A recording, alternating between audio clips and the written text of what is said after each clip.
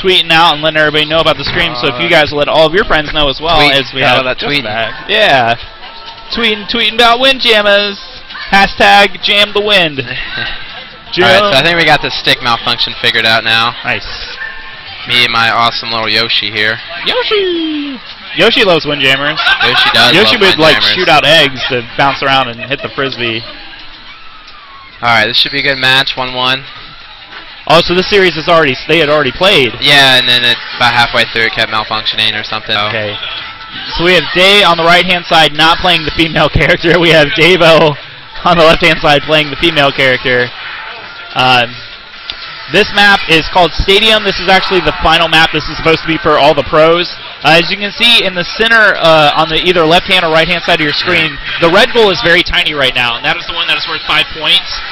What it does is it actually adjusts. So we'll see now as Day has taken the point, she's winning 6-0. Her red goal has actually grown. Yeah, and the more that she scores, the bigger that will go.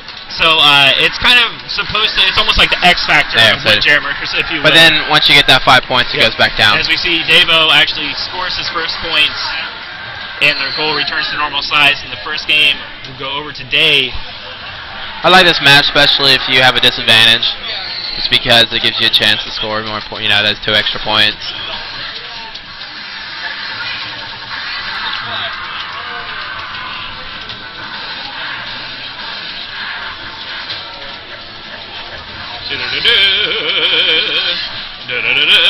This is a good volley. Oh, I played the winner of this match. Oh, okay. So I should be concentrating. So did you win your match? I actually won my match. Oh, you won your match. Okay, all right. I didn't see. So tell us a little bit about your match. Was there anything? My matchup was actually really tense.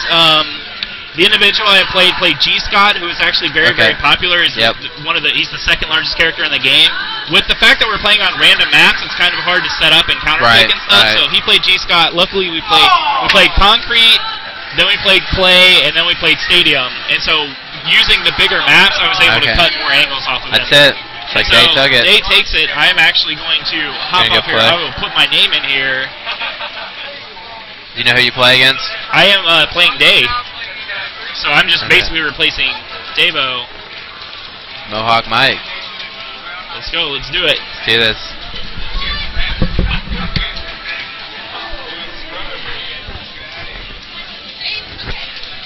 Let's switch over to Mike's here.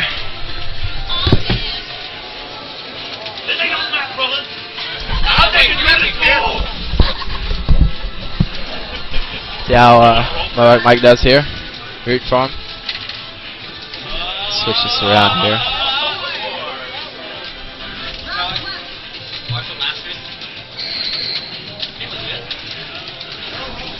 So player 1 needs to press start. There we go. A little trouble there. So LB God. So they rolled concrete. I think looking. Yes, concrete it is. See how Mike plays his bumpers. I know he always tells me he always has trouble with these bumpers, so.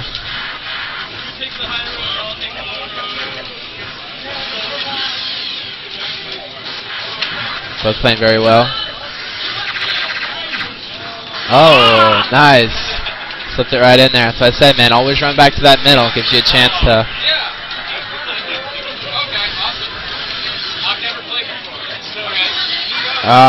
Love those bumpers. Okay, enough dramatic tension. Mike just losing in them bumpers. Mike! That is the highest score against a shutout. Oh no. He's losing it.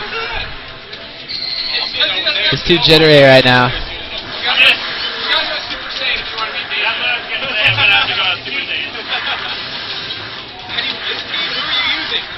There we go.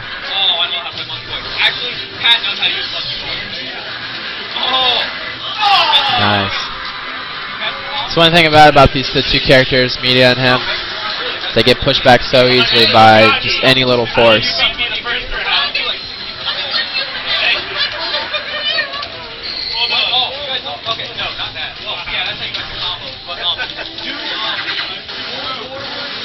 Yeah. Mike's playing a little risky here, playing this net, but Can pay off sometimes.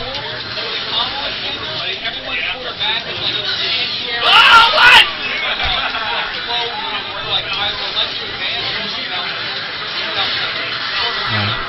Run back to that middle.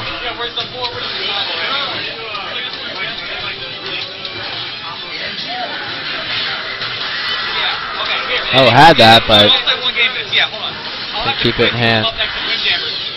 Nice curve.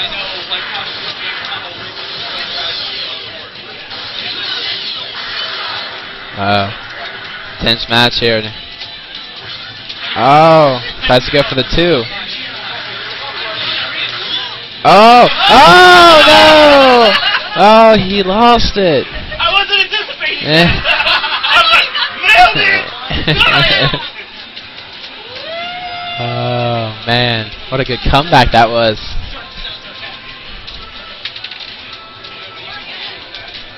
Concrete again, they roll. I don't know. See if this spikes Mike out. Let's go right now. We're gonna beat by Korea. Magagi go bomb. Oh, Korea!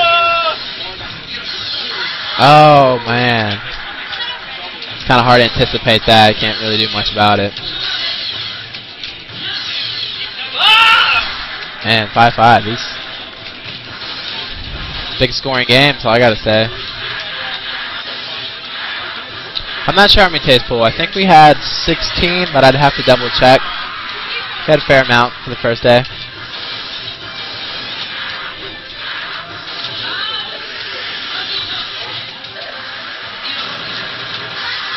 Oh man. I didn't throw it. I went the other way. High scoring game over here. That one, because it goes in circles, when it goes around a bumper, it's unpredictable. It gets crazy.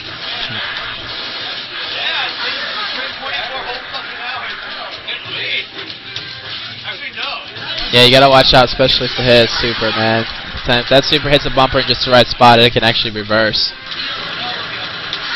Ah. Man. This character just has such an advantage on the bumpers. Oh. There we go. Alright, so now it's 1-1. I'm sorry, I forgot to change the score here. Roll up 4. Roll up 4. Roll up 4. Roll up 4. Ah, okay. Alright, what are the dice do this time? That's how random. That's how Master gets taken out. So instead of starting out on beach and then doing counter taking, do a random match. Oh! Because everybody just playing beach guys. Because the first match is beach. Okay. Oh, someone forgot to hit the start button there. It is not visible on the projector, which is good.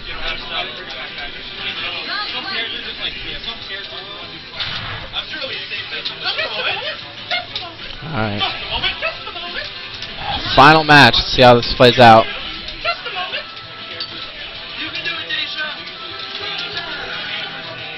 Sticking with Bugatti.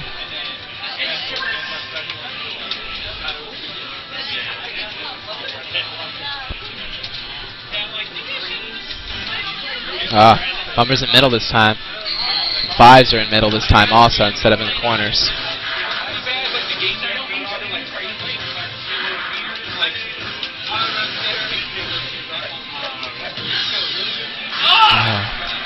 Too impatient.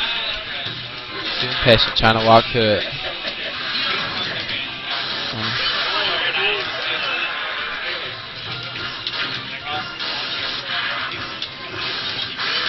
Oh man.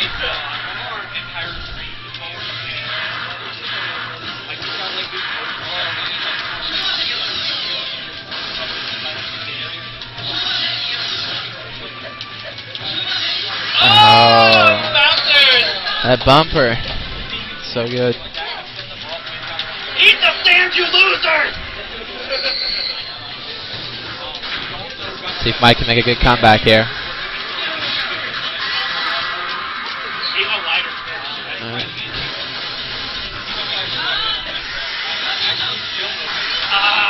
Mike, what are you doing? Just walk up. Oh, almost missed that. There we go. See what happens. Oh. Put that 2 points in at least.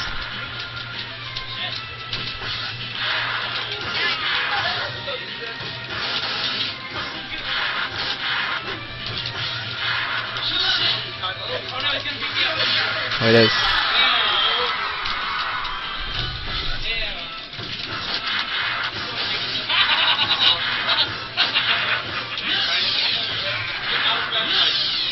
Oh, man. Oh, my God. One more point for Day. All she needs. Good. Game point here.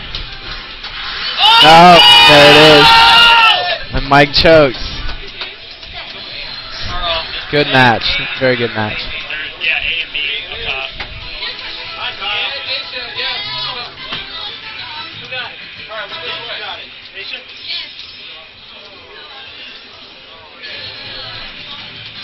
Mike.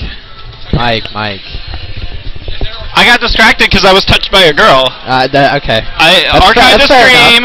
Dad, you're going to see this later. I got touched by a girl. So, there you go. Playing video games isn't all that bad. No, Day was really good, and I just had a lot of big maps. And the thing is, like with Bagagi, I talked about it later, the character I play, his super just goes in a circle. Right. So with both of those bumpers in the center, it's pretty much unpredictable. Yeah, and I've seen it actually go back and start circling around your... I've never seen it go back into the other goal.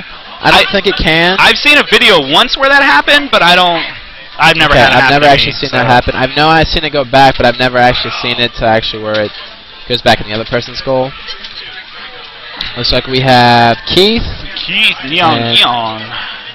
And I'm not sure who he's playing. He's playing Brad. I don't know if Professor's up front. He wants to show you something. Okay. Talk to you about this weekend.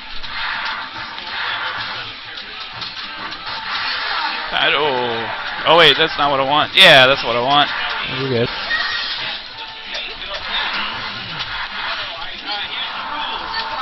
So these guys are on lawn, which is again another big map, but there's no bumpers in the center. Alright, G-Scott's got the disadvantage here though. This is you know what? I didn't even see who the characters they picked. Wow, was that a miss for Mita? Yep.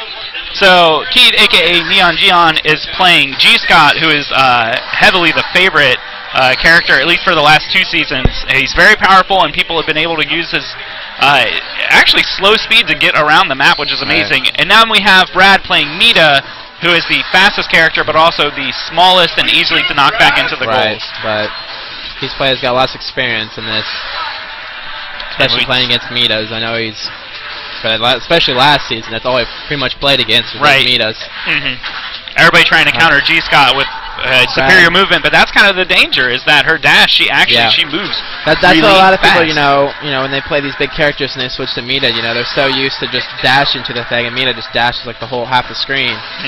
So Mita, you just got to walk up to it, and then you'll freeze. Once you're under the circle, you can't move. You got to crash the net. And so we have Neon Gion will take the first game. That G-Scott, it's powerful. It is. You just got to master it. So now they are rolling the dice to see which map they will go on to next. Please not beach. Please not beach. Please press start. Please press start. Yeah. Please press start. Do you like the movie Office Space? Which movie? The Office Space? Yes. The one that Mike Judge did. He, you know how there's that lady who, she's like the receptionist, and she's like, "Thank you for calling. Just a moment. Thank you for calling." It's been a while. I think I do it. Yeah. Just a moment. Oh. Thank you for playing Windjammers. I never realized that. Just a moment. It's been so long.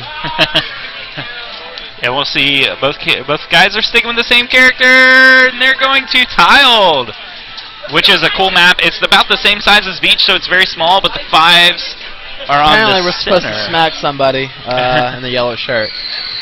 He won't look at his phone, but...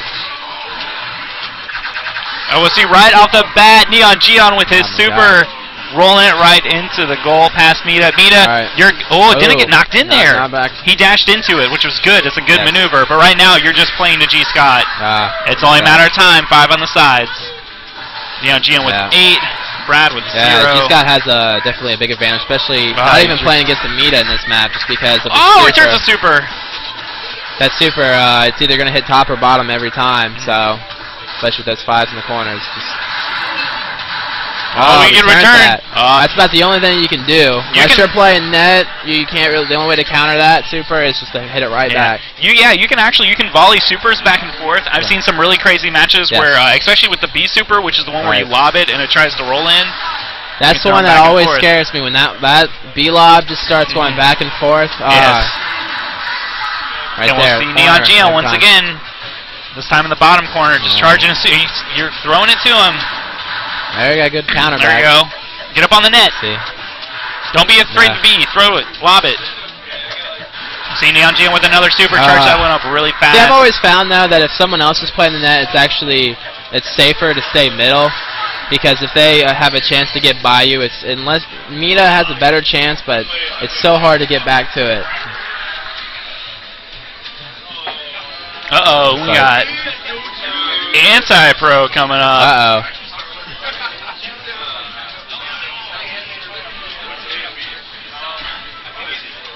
Neon Geon is one of the originals. He's been around since the first Wimbledon Windjammers, but Anti-Pro is actually around at those LAN parties. You were at the LAN parties too. Yeah. You won a couple of Windjammers tournaments. I won one, and I would have won another one, but wow, I can't remember. Came in, he just was there that day working, and he ended up coming in and beat me in the final round.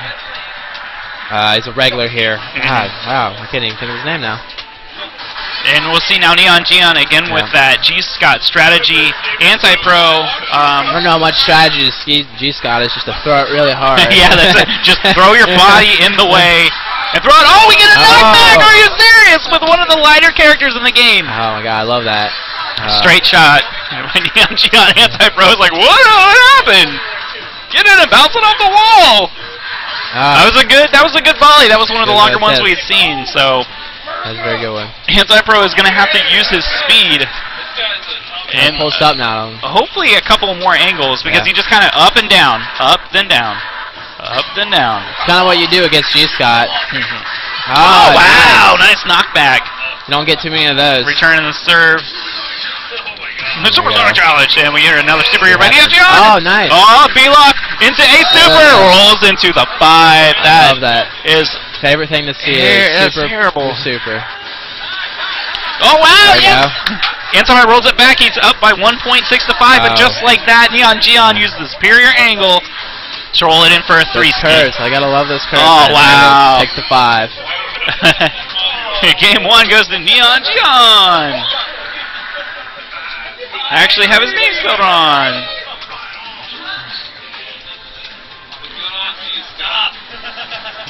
And G-Scott, we knew he was going to come out for Season 4. We just didn't know how many people. I actually have been talking to a couple other guys about trying to actually play more Mita, kind of an underground superior game. I would play Mita my next match, but I have to play Jesse. Oh, yeah, he's playing Bagagi. Oh, is he playing Mita now? No, I think he'll stick with Bagagi. Bagagi. Yeah, because after last 2 seasons ago, because he switched to Magatti, I'm sorry, Mita there for a little bit, but then he switched back to Bagatti. Oh. Neon Geon just got a B-loft. Oh my god. On Biayu, who is the second fastest character in the game. But that's what happens, you overcompensate, you overdash, and first game very easily. Those 2 characters, so I tell everybody, just walk to it. You have always enough time to walk to it. Alright, Anti-Pro is going to have to really work. I'd like to see more bumper play.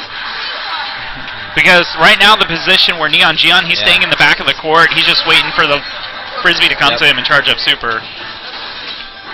A little more quarter circles, playing kind of center of the map. Yeah, that was a good strategy by Neon Geon there. He waited almost just right before it lands, and he can just walk in and do a throw it super fast. Yep. A lot of people don't do that. They just try to shoot that super.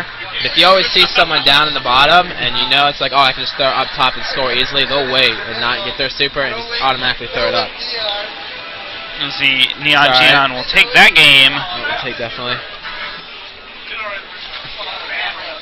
I'm not sure who's up. It looks like you got... Oh, that's death by murder. Yep.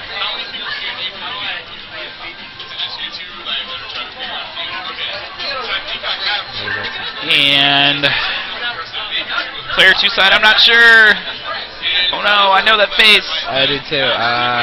Anybody know?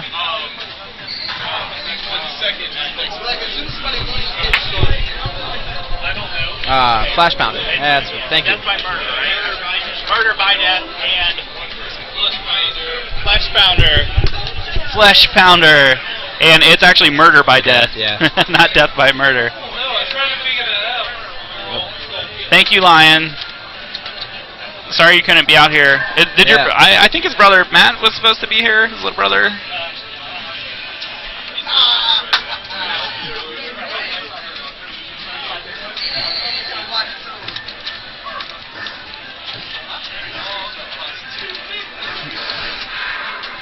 I can't tell if this is a warm-up match or not.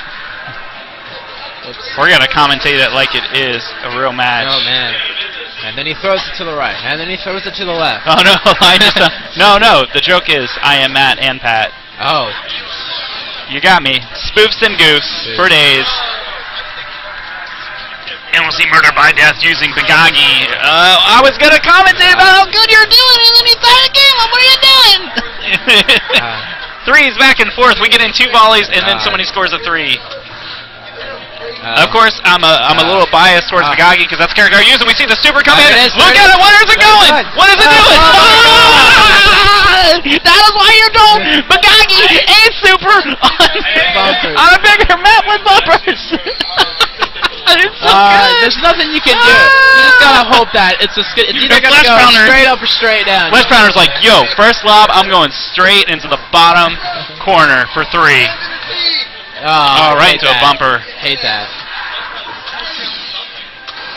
Oh, that'll be on replays. Yeah. Oh no, the crowd is getting hype as now murder by death charges up and super goes right in for a 3. Gee, Scott. You got all the muscles, but you can't move. He's using that is the same position. You notice that A super, because it spun around, actually went into the 5 spot. It's unpredictable. Oh! Flesh Pounder right through the middle. Oh no! He moved out of the way. By death, straight shots for a 5 in between the bumpers, right off the first lob. Oh my goodness! Ladies and gentlemen, this is the power of Windjammers. This is the majestic power of Windjammers you are seeing here. So we got these players giving it all. We got dice rolls. More bumpers here. All on. Okay. Basically the same map as Clay, but no bumpers. Very large map. Oh, we get a change. Flesh Powder changed to Mita.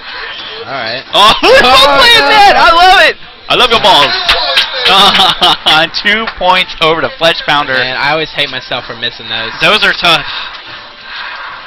Oh, he's holding it. I love it. Right into super. Mita stops. Bagagi opts not to charge and actually kind of delays. Here we go, super. Where should go? Murder by death goes with the A super. Mita. Whoa. Knocked down. You could have got there in 1 dash, but I think it was just a direction. That is hard. Issue, When Mita gets down, she has the longest recovery time. Oh, very nice. Murder by death is wanting to staple into another game. We see a good volley here. Wow, good save by Flesh Pounder in the 5 square. Nice. Superior angles. You play the center of the map like that and you go top or bottom, you got to make the other player choose. Oh! That is actually a delayed super. Those are always good, man, just to fool people. I do it all the time with Costco. Nice. Nice. Flesh Pounder threw it up to Murder by Death, who is in the top left-hand corner, stayed in the middle, and worked to the bottom corner, and he does it again for another 3. Oh, are you 5? serious? Man. Those are the ones that you're going to regret in the morning. They just slow right by you, just bounce right in. You're like, hey, how's it going? Sorry, I'm in your way, Frisbee. Let me get out of the way. I hate those sneak-ins, too, when you're like, okay, all I need is 1 more point. They have to at least score 2 threes on me, and they sneak that 5 in. Oh! Too impatient. Just walk Flesh up to Pounder them. doesn't know the speed of Mita, which is dangerous to control. I'm actually going to hop off real quick.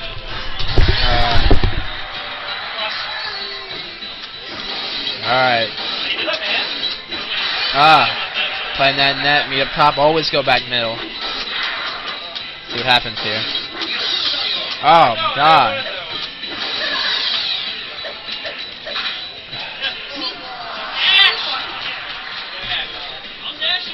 Flesh Pounder just needs one more point here. See if he can pull it off.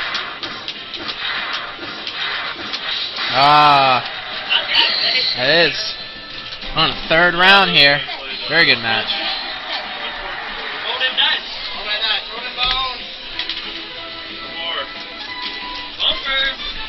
Uh oh. Sounds like we have bumpers again. Whoever wins, stay there. I don't play. Whoever wins.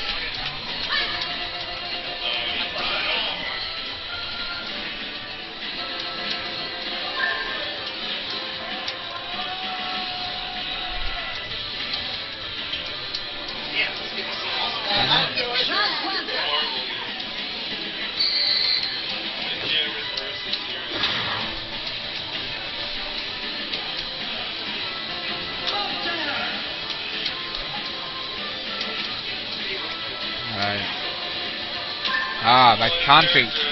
Back to concrete. That should be good. Italy versus Japan.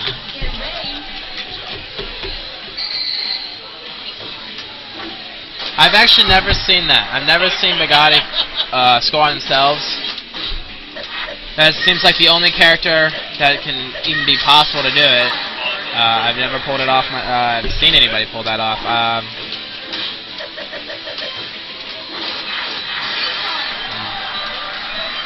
A quick one here. Oh. Ah. Curve with that bumper.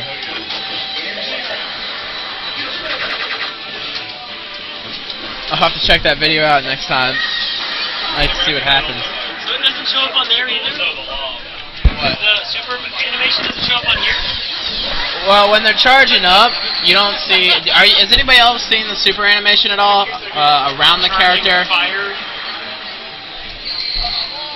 Like the fire that, like, underneath the character as they're charging up? Yeah, see. it's so weird. I'm not sure. I wonder why.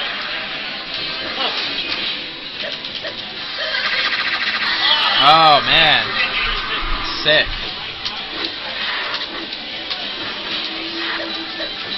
There he goes. Oh, good grab.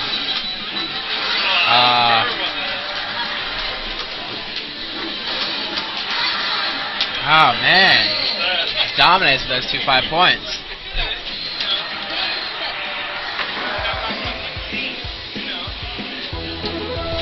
Looks like we got Murder by Death and Jesse.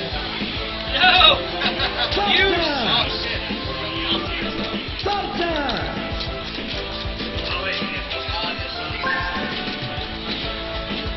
It's different because the horse did. Oh, we didn't. Oh, I was mashing. I'm mashing.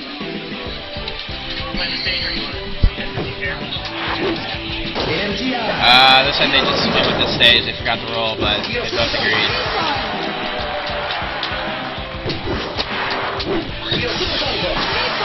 One of my right headset went out, but alright. There it goes.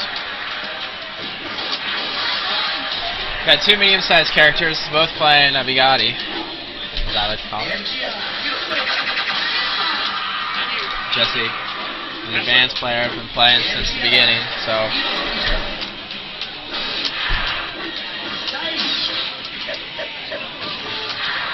Oh man.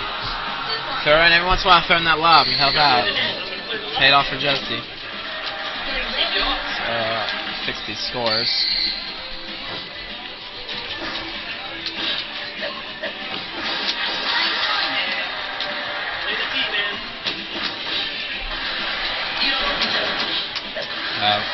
Good help. Nice. Good reaction.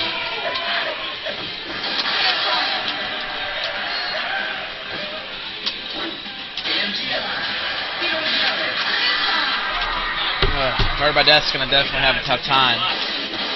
Jesse at least always makes it into at least the top 3 every time. Never done forward or backwards. Always. The pink one is Jesse. Always go back 15, up or down. That's all you need. If you dive backwards, duck backwards, you're going in. Sticking with the same characters. Roll the dice quick. Pick your stage. Looks like they got a question mark, so what stage will he... Oh, Stadium. That's like the hardest one. Well, because it's so big that you got to guess a lot. It's what? You just got to guess a lot.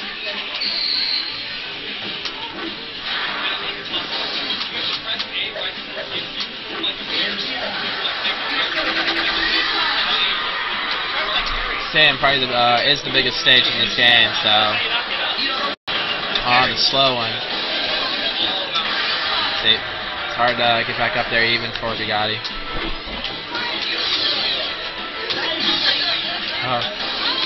That's who I'm rooting for. I think Bugatti's definitely got this one.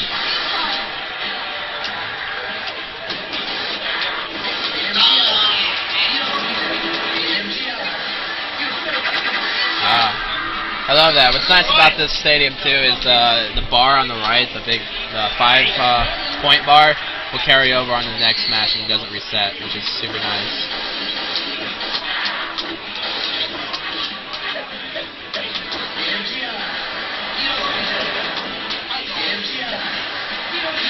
Oh, snuck in that lob. It's always good to mix it up. There.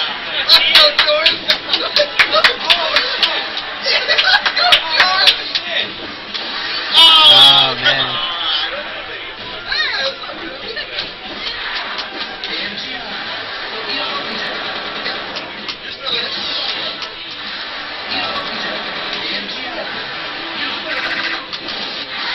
Oh man. Not making it easy for Jesse.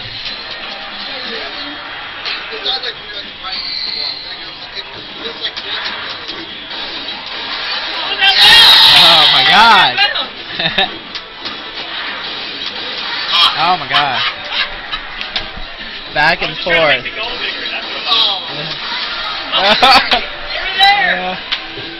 I love that. I'm speechless right now. There it is. So Jesse takes that. Actually, it's you and me, Justin. Oh, it looks like I'm up here. Me and Jesse, so let's go.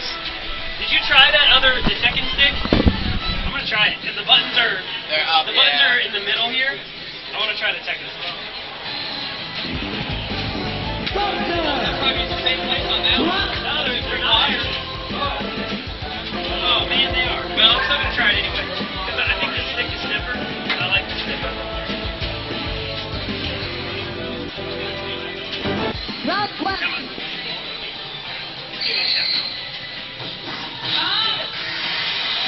Change the name. Put it as AL because there's another guy named Jesse. Okay.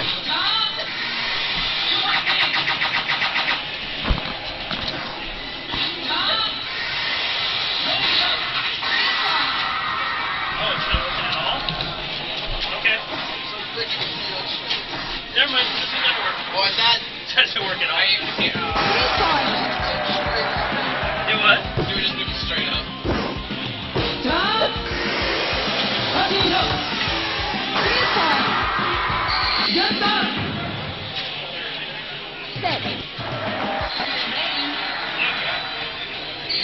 Press start.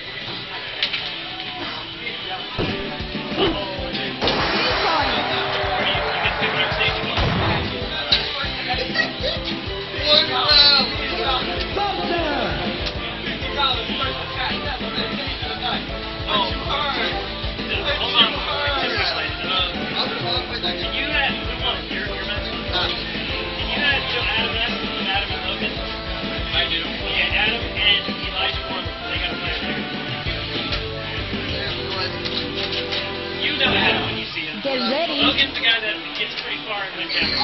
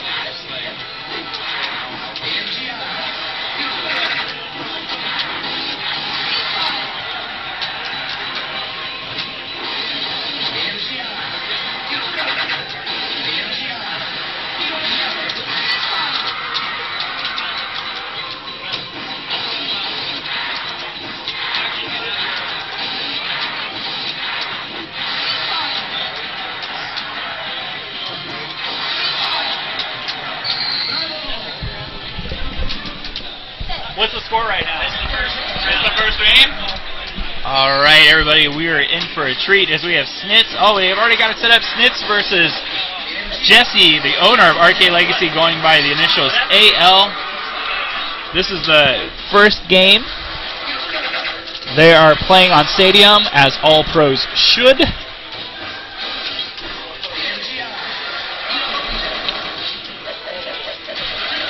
You see Snitz go in with his super. It's a zigzag. Jesse, how's he going to go? He's going to go bouncing off the wall. The more and more the Frisbee moves, the faster it moves, but then also the more powerful it is. Oh, we got B-Lob returns. So every time you bounce the Frisbee off the wall, it'll move a little bit faster and get a little more momentum. So by using your super right up against the wall, it's going to bounce more, and so therefore it's going to technically get a knock-in. That one was very close. You see both of these guys are playing the medium characters. So the movement is very good. Jesse is favoring that top right corner, and this time instead of going against the wall, goes down with his super.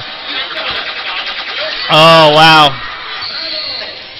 That is a very tricky maneuver. That is actually kind of like a pre-special, I guess is how you put it. You charge it up, but then you stop, and then you roll it. So Jesse will take the first game. Jesse actually won the first Wimbledon of Windjammers, hosted by Nathan O'Shrine Shields, who actually made a custom t-shirt for Jesse, but he's not wearing it. Maybe he doesn't want to intimidate anybody, or maybe that's part of his strategy. As we'll see, these guys are actually rolled the dice and are playing on the same map, same characters, same setup, and we'll see Snitz is actually using a lot more maneuverability, trying to throw Jesse off with some different angles. Oh, and right across the top. That's hard to get back. We see another super. Where's Jesse going? Right off the wall. That's a rough spot. Snitz, though, now has the advantage because we're playing on Stadium. He has a bigger 5 goal. He went to roll it in. And we're getting B-Lob. We'll see a super by Snitz. He's not really charging into the Frisbee, which is a good way to activate your super. We get it off. Yep, there it goes. Returns. Jesse, lobs it into the corner. That's a good move. That B-Lob is actually not utilized as much. And now you'll see on the right hand of your screen, Jesse's red goal, which is worth 5 points, is supercharged. Snitz goes in. Jesse stops it, rolls back with another premature. Snitz returns. And in the center, Jesse of Arcade Legacy uses superior angles. You'll see super blocked and returned by Snitz. Return back. Got a lot of momentum, but no super. 15 seconds left on the clock. Jesse only needs 1 more point for this round. You play first to 12. Snitz. I thought he was going to hold it. There we go. 3-11. Took away the 5 spot, though, with only 2 seconds left. It's not going to do it. And he's just going to drop the Frisbee when he grabs it. So, of this second game, Jesse takes the first round. We'll see Snitz kind of played the net, but then he rolled back. Charges up his super, but holds it. Very nice. Jesse was able to mount his own super off of that, though. Snitz tried to use quarter circle and throw a little bit of angle on it. He's playing the top a lot. Snitz. Straight shot into 5. It's all about mind games and Windjammers. So Snitz kept throwing it down, and then Jesse throw it up. Snitz throw it down, Jesse throw it up, and then when he straight shot, Jesse was already in the movement to go down. Wow! Snitz pulls back. We're 8-0. His 5 goal will throw, though. Jesse in that top right-hand corner, favoring to bounce his super off the wall, hoping for a knockback. Snitz is going to stop it, returns it. Jesse supers into the lower portion of the screen. Snitz got a lot of momentum. We're already at 30 seconds for this match. Snitz can kind of play a timeout strategy, but Jesse rolls in and gets his first points of this round. 8-3. But a majestic return by Snitz. I love it. 11-3, 15 seconds left. Snitz only needs one more point to take this round, secure it. He can play off the clock. There's only 10 seconds left. Jesse gets his super, rolls it in. 5 seconds left. Snitz returns. We're going to... Oh! He can hold it. Time was already up anyway. It didn't matter. So we are now game 2, 1-1. Snitz needs this game to move on. Oh, very sneaky by Jesse as he tried to delay throw. He gets a super. Return Snitz. We get a quick snooper off of Snitz. He's playing the... Both players are kind of playing the net. Not as conservative. They want to get in and be the first to score. Oh, and that B super is returned by Snitz. Watching this garbage. Straight shot. Wow. Snitz is still... Pat sucks. Oh, wait, is it Pat or Matt? Is Pat suck or is Matt suck? They both suck. Pat sucks worse, though. And we come back and we see this. Snitz is up 6-0. Jesse will get a super and rolls it into the bottom left-hand corner. Said Keith ain't shit. Yeah, alright for you, dude. You go ahead and miss the first 2 weeks and then come and get 5th every other week after that if you want. Oh, you know what that means? That means somebody got served. Yep. 30 seconds left. The score is tied 6-6. A very energetic match. Snitz gets a super, rolls it a B. Oh, but Jesse returns and gets the knockback for 3 points. 15 seconds left on the clock. Oh my God. Snitz rolls down. Oh, I actually thought that was a 5, but it doesn't matter as Jesse will take the game. You know what? It's actually very good that Snitz lost that match, actually because we're in the beginning of the bracket. So now he can work his way back up to Jesse. Jesse is the heavy favorite in Season 4 of Wimbledon and Windjammers. And we actually have another 2 favorites stepping up to compete. I don't know if we're... Oh, God. That's a rough match, man. You played Jesse. It's a rough match. Myself in the face. Did you just Justin Wong yourself? I did. You hit yourself? I hit myself in the face. Oh, God. I can't eat it. I let it go right there at the end, and I just dashed when I shouldn't have. It's all good because, like I was saying, that was still winners, correct? Yeah, that was. So to get your match with Jesse out of the way at the beginning of the tournament. Have to fight him in. Yeah, but now you got to. Now he's just got to get weared out. We have Minima on the left-hand side, choosing to go with Mita, playing against Neon Gion's incredible G Scott. Minima going with Mita. That's different. He's usually with G Scott or K Wessel. I remember him playing. He played G Scott very briefly. Then he went to K Wessel, and I believe this is a new strategy. Yeah, this is different. So these guys play a lot though. They do. They're here every Thursday night for Fight Night at Arcade Legacy, located in the Cincinnati Mills Mall. It's usually these two and Jesse, and then there's usually as long as the other guys here, they're top 4 almost. You know what? Originally, when it was like Season 2, Season 3, there were always heavy favorites. Now it kind of is. They're sleeper agents. We don't know. There are people who have been practicing and playing this game. I've seen both of them been knocked out early before, but then again, that's probably because they played. Seems like they're doing something here. Yeah, there's something going on. I don't know if there's a controller broke. Doesn't work.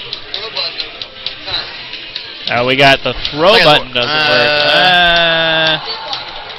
Hang on. Alright, we're going to get a check on the controller situation here, guys. We appreciate everybody watching.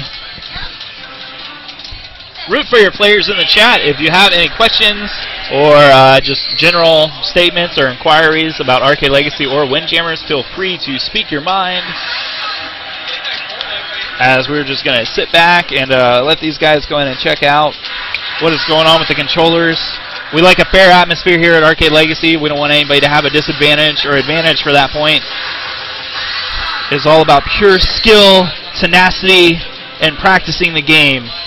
Eat your vitamins, say your prayers, and play your Windjammers, kids. And one day you could be the grand champion, the Wimbledon of Windjammers. See if this one works. Okay, so I think we've actually switched out controllers now. We're going to run with a button check first. Going to beach. Son of a beach! Windjammers button check. There's only 2 buttons. Check them both. Yeah, that's good. That's a good point. He's got this, man. Just kind of guess. We got dashes. There's the A. The A is good. See that B. That B button's critical.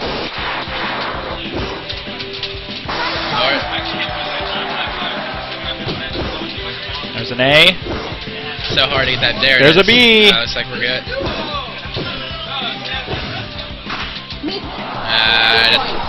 Yeah, no, it's not gonna work. Yeah. It's moving. Yeah, look at it. He's not even touching. That's new strat. That's his new strat. Just double tap forward every time. Crash the net, bro. Oh my god. It kind of looks like he's moonwalking. Oh he's my like, god. What?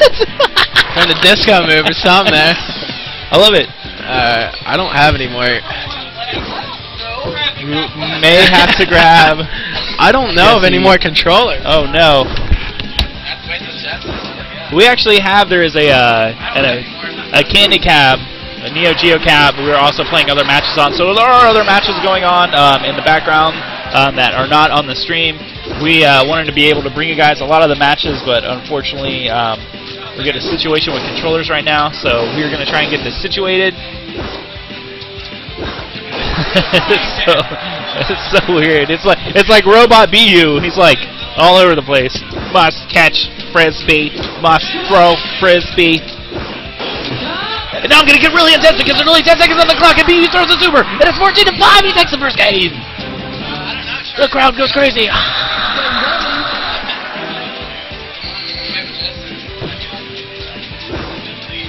Oh boy.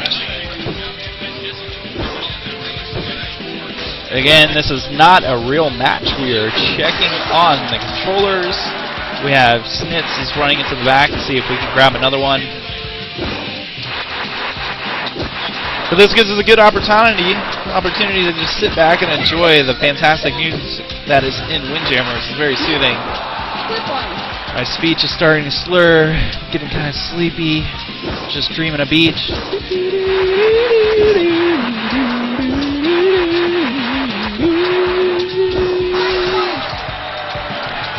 Oh man, I don't know. Has anybody ever officially named at the very bottom? If you look at where the net is on the screen and go right straight down, you'll see there's a female who's one who is kind of like the court judge. I don't know if we've ever actually given her a name. So why don't you guys in the chat go ahead and give her a name? It can be like, well, I guess we're on beach. We can call her like Sandbag Susie, or like Frisbee. What's a good name? Frisbee, Phoebe Frisbee. I think that's an okay name. Or like Judgy McJudgerton. That's a decent name. Her name. West till death. Her name is Stinky Dave. Stinky Dave it is. For Beware of Stinky Dave. 5 points. 2 points. Round one. We're hanging out.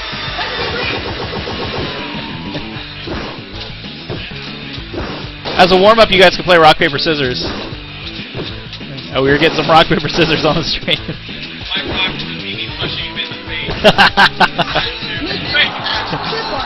Rock, paper, scissors, punch in the face! Got an update on the controller situation. They're broke. That's about all I know. Justy went to go get another Did somebody one. let Webster into the arcade? Her yeah, oh my god. Her mic's out. Boom! Boom! Boom! Looks like I gotta sit up here. I don't like this chair. Like, what's up with this? It's like... I'll trade you chairs if you want. That one's got, like, no bottom to it. You I just know. kind of, like, sink into It's it. like, hey guys. Hey guys, relax. The Windjammers, they throwing the fifth. Oh my god, that was a fantastic move. Mini Moth throwing that disc to the right. Like, did not expect that. Right in your face. That's disrespectful.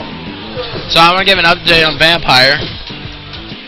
They're punching each other. That's about all I know about Vampire. The mummy is kicking the vampire in the chest. Nope. and then somebody jumped and kicked. It's a combo. Holy crap!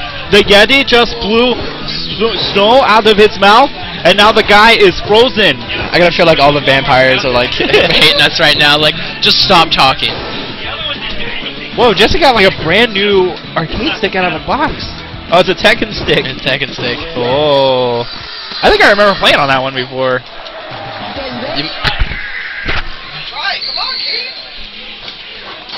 Oh, there goes A. Oh, man, but I like that disco dance that was going earlier. Yeah, that was kind of cool. It was the Diago bot.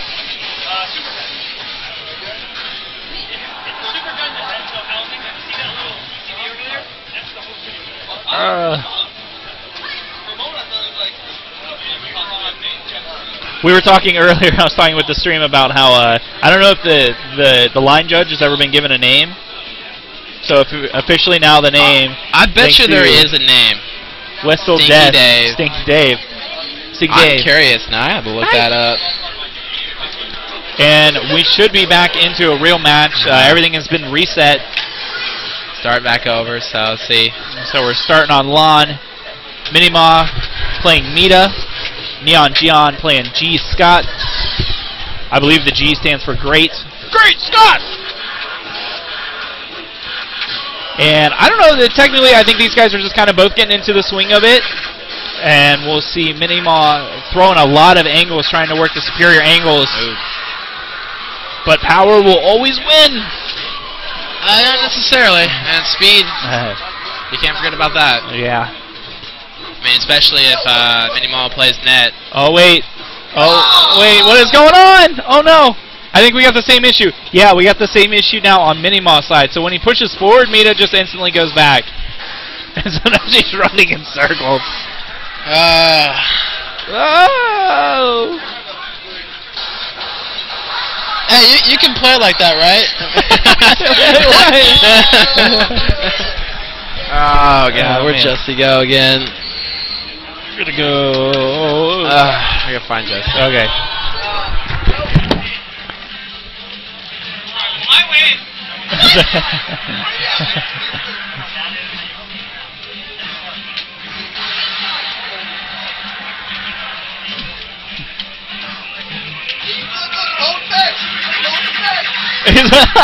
So when Minima moves forward, it automatically wants him to move back. So when he's holding forward and then lets go and then pushes forward again, he's stuck. I've got one more of those.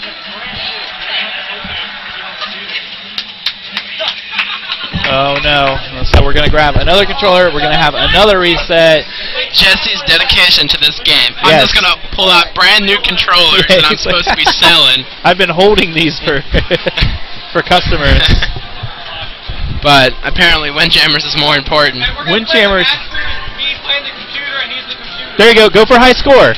Go for high score. Don't play each other. Actually, technically, as long as Keith doesn't do any supers, the computer will win. Yeah. Just because the computer never misses. Yeah.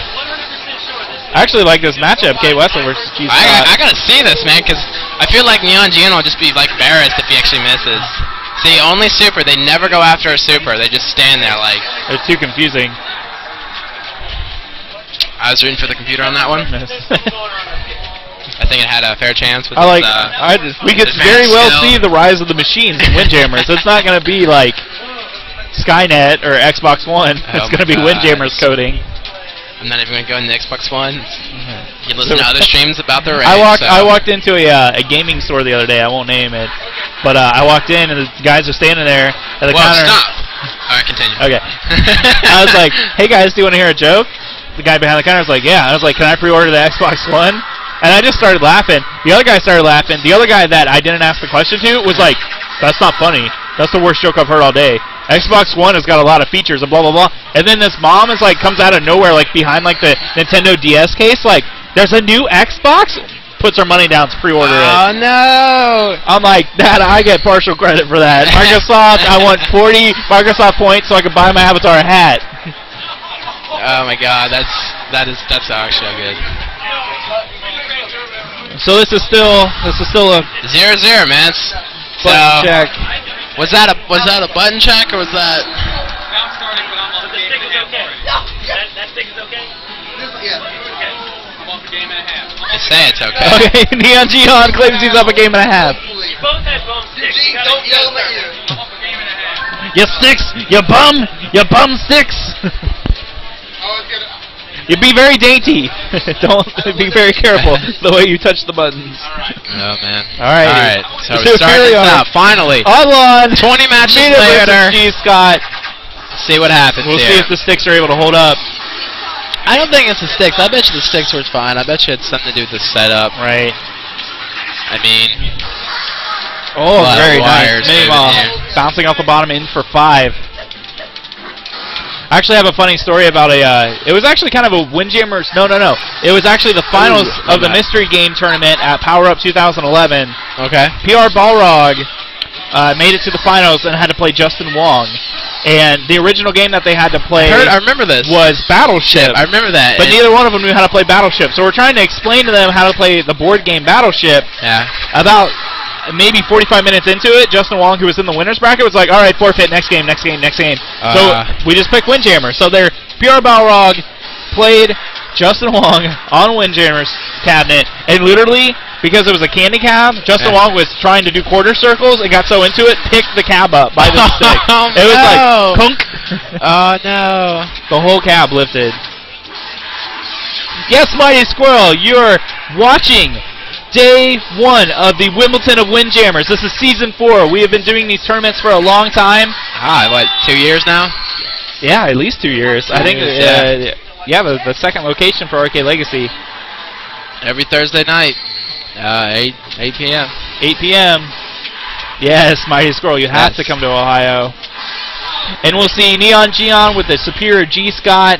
You'll probably play one of the, top 5 players, probably. You can actually have you the only people that play Windjammers. No, have you played on GGPO? I tried once, like 3 years ago though. It's bad. But no, like every time I went on, there was only like 2 people ever playing, and they never wanted to switch out. They were just like, no, we are playing. We want to play. We'll go away. And we get B-Lob returns. Right now, Minimod took a command. It is 10-3. We're about halfway through the match. I don't know how Neon Gion gets G-Scott to roll around like that, but it's amazing, and we get a knockback. Yep. Because Mina is the smallest character in the game. I think Minimod is just underestimating. You see, that was almost a knockback, but he charged into the Frisbee. Oh, wow. Minimod takes game 1. Takes game 1. Told you that Mina just can come out of nowhere. I love this game. I mean, it doesn't seem very balanced, but to me it is. It's just a lot of... Right. As long as you know how to play this game. A lot of people actually underestimate how deep of a game it is, because it's only 2 buttons. Right. But you have 6 characters, you have 6 stages, so all of the matchups are different. But technically, you got 3 different supers. Yep. You got 3 different supers. 3 different supers. I love curves. Like, curves are always my favorite, and especially right here, you can actually curve it down under the bumper and make it go into the 5. Yes. And I love doing that. Most people would think it's going to either hit the wall and bounce back up, so they actually just stay there. All right, as both players now... As right now, I can only do it with Costo and Bigata because of just the right amount of power. Any other power will either hit the wall or actually fly back up into the middle. Oh, 5s on the sides. Neon Gion comes back. It is now 3-5. I feel like this is Neon Gion's probably better stage. He always usually picks bumpers. Yeah. Every time I've seen him play. Oh, that was beautiful. There it is. That's what you were talking about. That bumpers just go straight up. Well, that's not exactly what I was talking about. He actually just hit the bumper. Mine won't even hit the bumper, but the curve is so perfect that it'll just go straight into the 5. It's like a wide curve. Mighty Squirrel, we are actually, like I said earlier, this is the Wimbledon of Windjammers. It's an 8-week tournament series. We are every Thursday starting at 7:30 p.m. Eastern Standard Time. We will be streaming the tournament. There will actually be playing for seeding, which at the end of the 8 weeks we'll play the grand finals, and so each week you earn your seeding points into the tournament bracket. So definitely tune in and watch some great Windjammers. Everybody is just so excited. I feel like that's the only reason why I get a lot of seeds is because I'm here like the entire 8 weeks. You play. So he's like, even though he only made like top 5, like he was here for all of them, so he gets more seeding points. So, which is cool, but at the same time, I still never get very far because I've choked really hard to someone that's played this a couple of times. They knew what they were doing, and I was played this game for years. I've been playing this Game Junkie days, actually, when they ran those mini tournaments. I was going to say, actually, the first time that I'd ever seen this game was at a Chuck E. Cheese. Chuck E. Cheese? Really? A Chuck E. Cheese that had it was a stand-up Neo Geo cab that only had 4 slots. Okay. And they had Windjammers that they were periodically put into it. Oh, alright. Oh, nice comeback. Oh, return supers. Both players crashed the net? Are you serious? Oh, it's always a risk there. A lot of times, so when most plus players play the net, one will just lob it just to get some distance. Oh, wow. That was an incredible volley as both players are going back and forth. Neither one of them wanted to let down, but super right off the bat will secure the match for Neon Geon. We are now tied 1 match to 1. We're going to roll the dice and see where it takes us. I like it. This is always a good matchup. This wakes me up in the morning. These 2 players always... It's never an easy match between these 2 players. We're going back to Lon, which was the first match, and Minima actually won that one, but we'll have to wait and see. Neon Geon will have the momentum coming into the game 3. That one. Oh, wait, he's talking about the last one. Yeah, talking about the, yep. Still has a slight advantage for Minima here, being able to... The length of the stage, just and the ability to speed the around. entire stage. Not enough there as a powerful throw from Neon Geon using Gia Scott will roll into the 3 points. Oh, this should be a super. Yes, very nice. It's kind of an S curve. Now that's cool curve too because you can actually point which direction you want to shoot it. Oh, really? Yes, you can. A lot of people just normally shoot or they just curve it. You can actually hold up or down to figure out which way you would. But most of the time, as a lot of people don't know, is it always goes back in the middle. Wherever you shoot, it's just going to go up, kind of S, but it's always going to hit that middle. In the middle. Depending where you are on the stage, if you're at the actually top, it's probably not, but I've learned to not move when Mita does a super.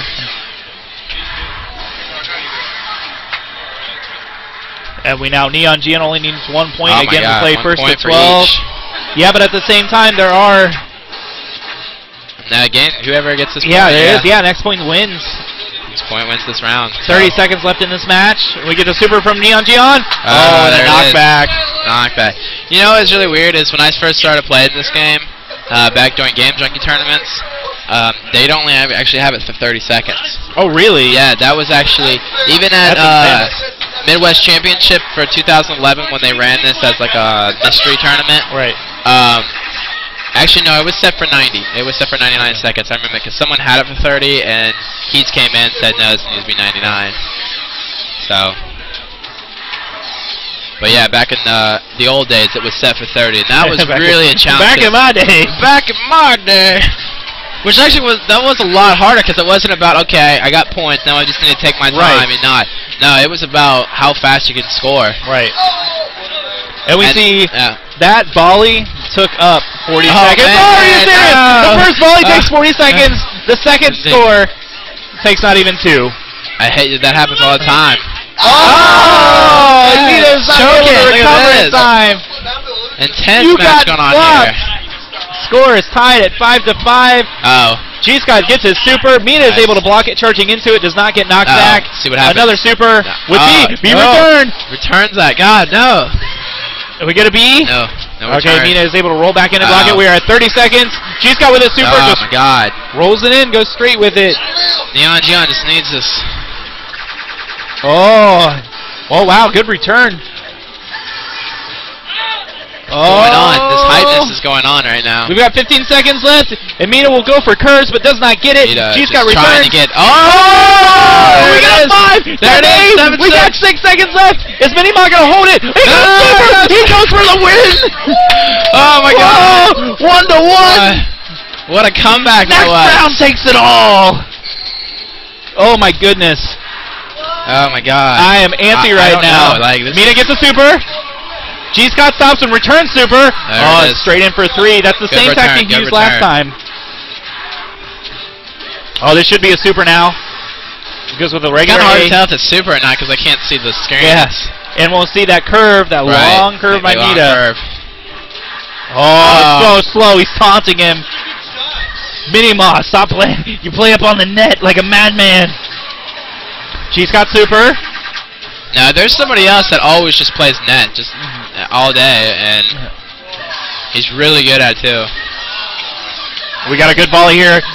Everything's going back very fast. Oh my God. Super throws all day. Nobody's actually charging into the Frisbee to charge up their super, though. Oh, wow.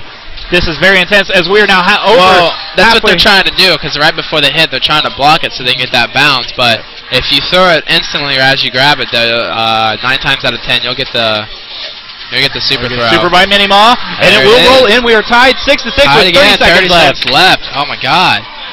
We get a super by G-Scott. Oh, I thought that had a good chance of getting knocked back with Mita being such a small character. Oh, G-Scott gets back in time. Gives Mita the super. Here it comes. No. He's able to stop it. He's guarded that 5 spot. This could be it. No, blocks that. See. And we got 10 seconds left. We are tied 6-6. Oh my God. I'm just going to go sudden death. This may go sudden death. I want to see sudden death. Come on, sudden death. Super. This could be it. See if he holds it. Are we going to block? Time up. We are going into sudden death. The first player to score a point will win this match. 20 seconds on the clock, too. The problem is, if no one scores in 20 seconds, it's just a draw. Then we have to go to another game. Yeah. I'm not ashamed of that, though. We got 9 seconds left on the clock. G-Scott is charging up for super. This could be it. No. Oh, it was very dangerous. It was very close.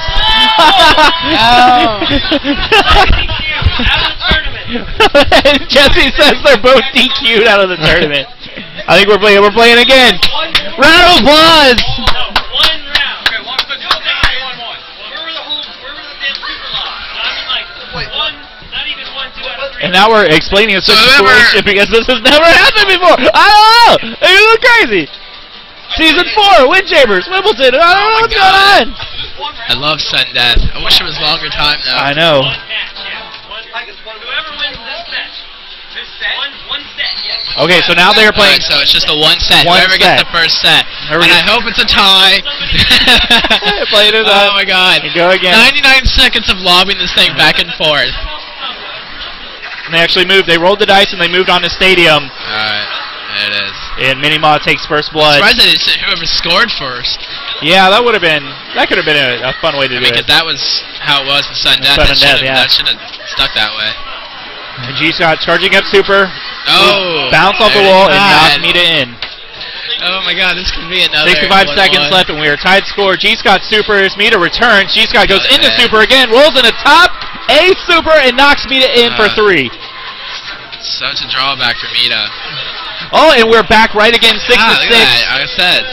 Nearly 50 seconds left on the clock. We are halfway through this match. Whoever wins this set is moving on in the winner's side of the tournament. Wow, G-Scott with a curve. Alright. Neon Gion just needs one more point. He takes this. Let's see what happens. Minima with a super, brings it in. Brings it in. Next 30 point seconds wins. left. Whoever gets this point wins. Oh, no. That's it. Oh, that's it. Minima takes it. Minima. Oh, man, what a great match that was. Wow, that was intense. I'm tired now. I don't want to play my match. I need a water. I wasn't even playing it. More out. Oh, no, now I'm playing. Great. Mike is Commentator's curse. All right, Mike, let's do this. Oh, no.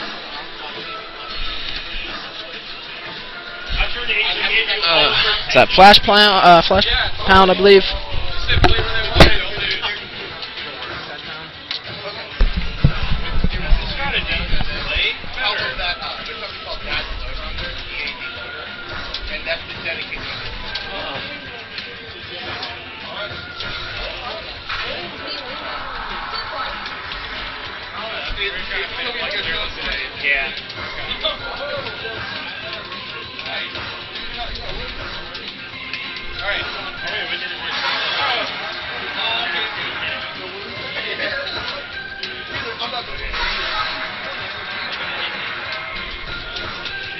I'll reset it for you.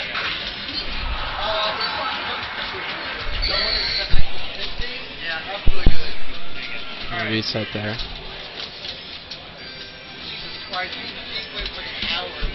I'm off. I'm off.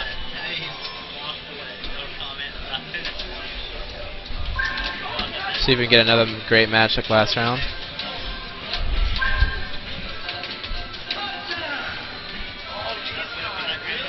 So I hear there is a video out on somewhere, I'm not sure exactly where you can see Bugatti shooting the super into the bumpers and it's going back into his own goal. I don't like this match.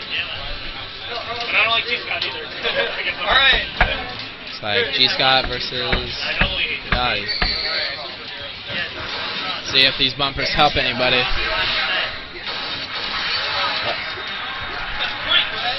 There we go, right back. Using those bumpers to its advantage. Why are you throwing straight in? Getting too antsy, can't.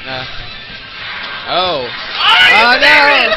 How is that not a 5? That was right into there. Alright. 1, 2, 3. Mike.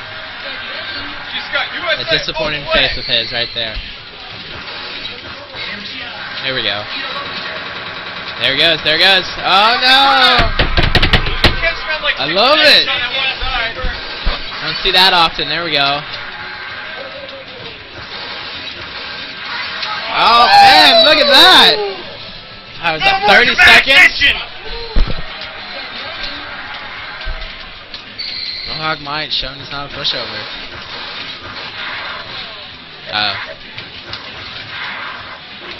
Oh, what? That's a nice curve.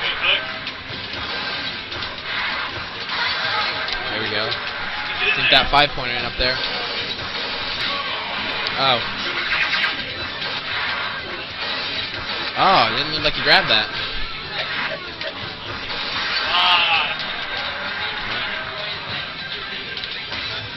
Trying to sneak that 2 points in, and he gets it. Gets that 2 points in. And sneaks that 5 in there. Look at that. Mohawk not messing around. Disgrace America. I think he's trying to draw on some of that Mohawk he has. That's not there at the moment. Oh, you're going to do that. You got one of that. Well, I got 2 of these. Okay. You're going to roll the dice. 6-6. Stadium. Oh. Stadium. This would be let's see, I don't know if he's changing character or not. G-Scott versus El Bugatti. Stadium, so Mohawk Mike does have an advantage right here. Slight advantage, let's see if helps him out. So far, not. Apparently, that's all he needs to do, just throw up. That seems to be Mike's weakness is up.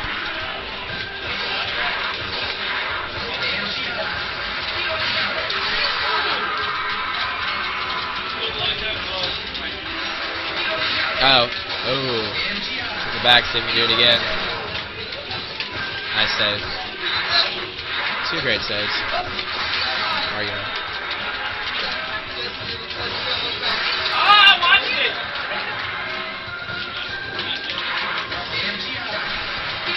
Oh, yeah, throwing that lob, sneak it in there. This is second set. Game 2. Yes. He is. Playing that net. This is probably the best stage to play net. Are you serious?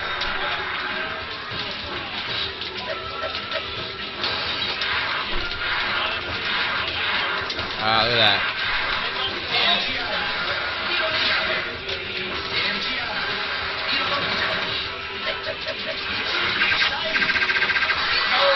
Nice. Very nice. Oh, no, what's he doing? I'm like half paying attention right now. There we go. Bring it back. Oh. Oh, man. Punish it. making it not easy for him. I let it go and I just started moonwalking. I'm like, you ain't got this, you ain't got this. Trying to distract you with my moves. Yeah. Yes! Oh no! What's going on here? Nice catch. There we go. Sneak that 3 points. That's it. This is it for Mohawk. Just needs one more point. He takes it. Oh, nice save.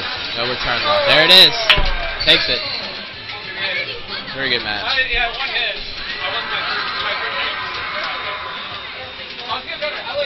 I finally understood, what I didn't know originally was that all you have to do is move your character onto the red circle, and he goes with power. Yeah, they charge a lot of energy. I thought that I had to, I thought that I had to press a button, so what's happening is I would run to the red circle. I'm not sure who's up next.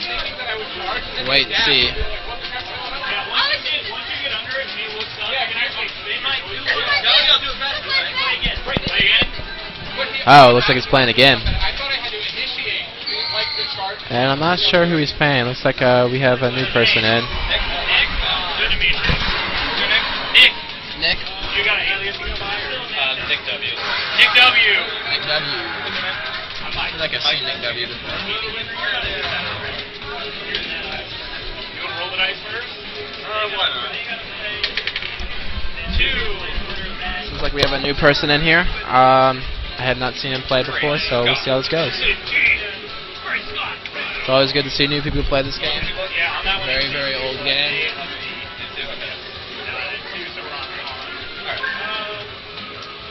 Not last. So sorry to you guys. No more games, guys. Hey, you won it back. That's all I care about. Somebody's going to get a goal. 1-2 is always the goal. Maybe it's the bottom two.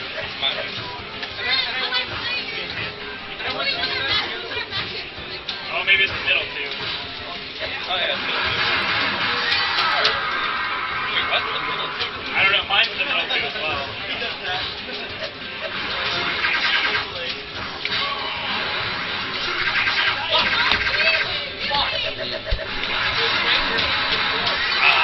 Okay, Nick W showing that he's played before. Looks like he is, still not used to that net. Play the winner of this one. Okay. Looks like I get to play the winner of this next match. 2 points.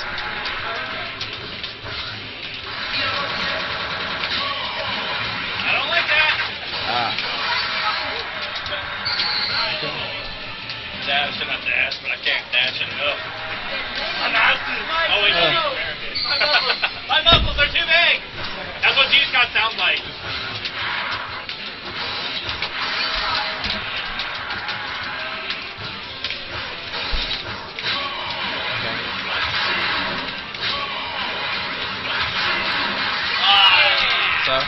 So Nick W looks like he's had some practice time or play time. I'm not exactly sure, but knows exactly what to do. So.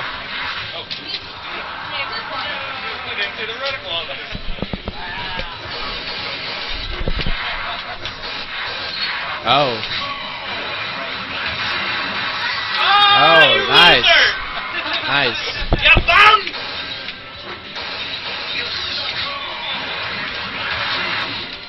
Oh. Throwing that lob. That's a tricky one to gauge.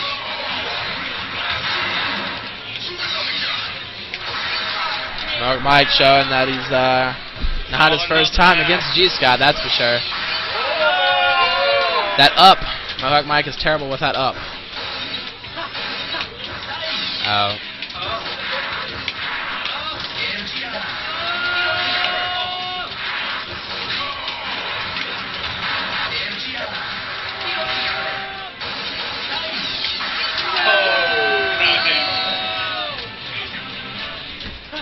Mohawk Mike takes the first one. Doggy victory, damn. That's Yeah, 3. 3 it is. So you're playing title. no!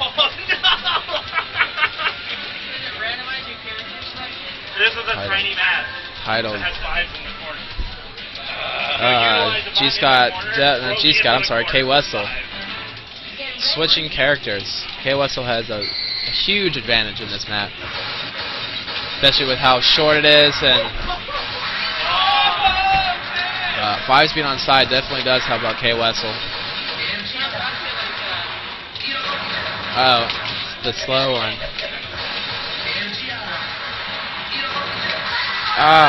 Love that. It's a good thing about supers too, especially with Bugatti. If you're against the wall and you just do a normal special, a lot of times it'll just ride it all the way across to the end instead of bouncing. Sneaking that 5 in there. Oh. Mark throwing a lob there, I'm not sure. There we go. Oh, snuck it in. Game point for Mike. See if he can pull it off. I'm afraid of it super. Because I know that it comes out in zigzags, but I don't remember how it does it. Oh, no! He missed it.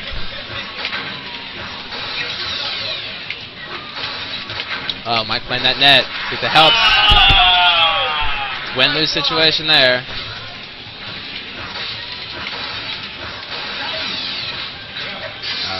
Get away from that net. Oh, good. He blocked that. That's a hard. There he is. Knocking K. Wessel back. That's the hardest thing to do, is to knock him back. No matter who you play. The heaviest character.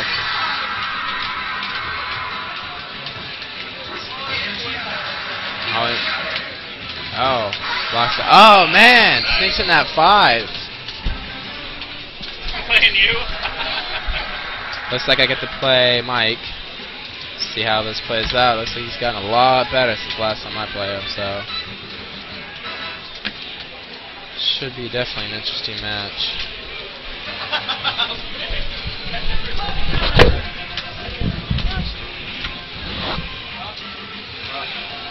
Controller broke, man.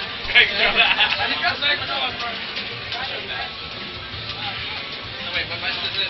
It's the middle two. The top middle two. So A and B. I want to switch to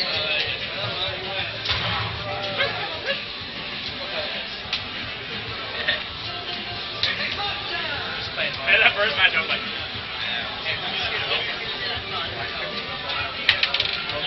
Six.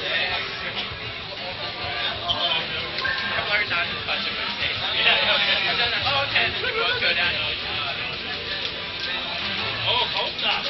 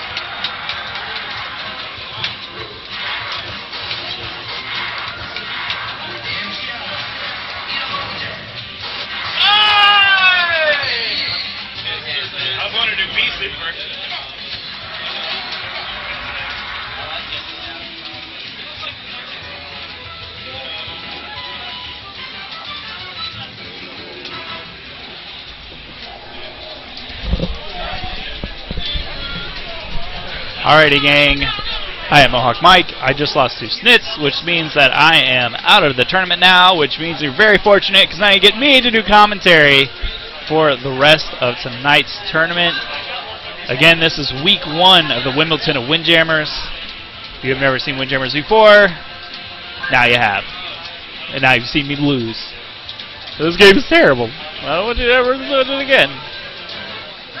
We're going to go ahead and round up our next match here. Like I said, we have there's a secondary station where we're playing matches, so we're kind of knocking our way through the bracket already. And I'm just going to sit here and listen to Windjammer music. I got mad that I lost. But it's only week 1 out of 8 weeks, so. And I won 1 match. And I played my heart out, and that's all that matters. If you had a ball, then you win them all. What's up, winner? So, Mike, how was that match you just played? How did you feel? You know, it was great at the beginning when I took the first game. Yeah, you did. I was like, what's going on? Mike is good.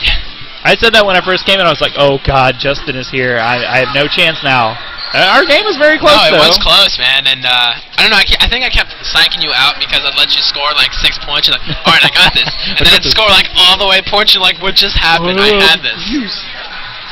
Well, we played on the larger maps, which you played. Actually, you played is it Costa or Costa? Costa, I was going to say that's actually a very good maneuver because I think you're the first person I've actually seen play him. I'm the only one. There is one guy, but he's not a regular. Right. There's somebody that comes in every once in a while and plays him, but no, I'm the only one that plays him.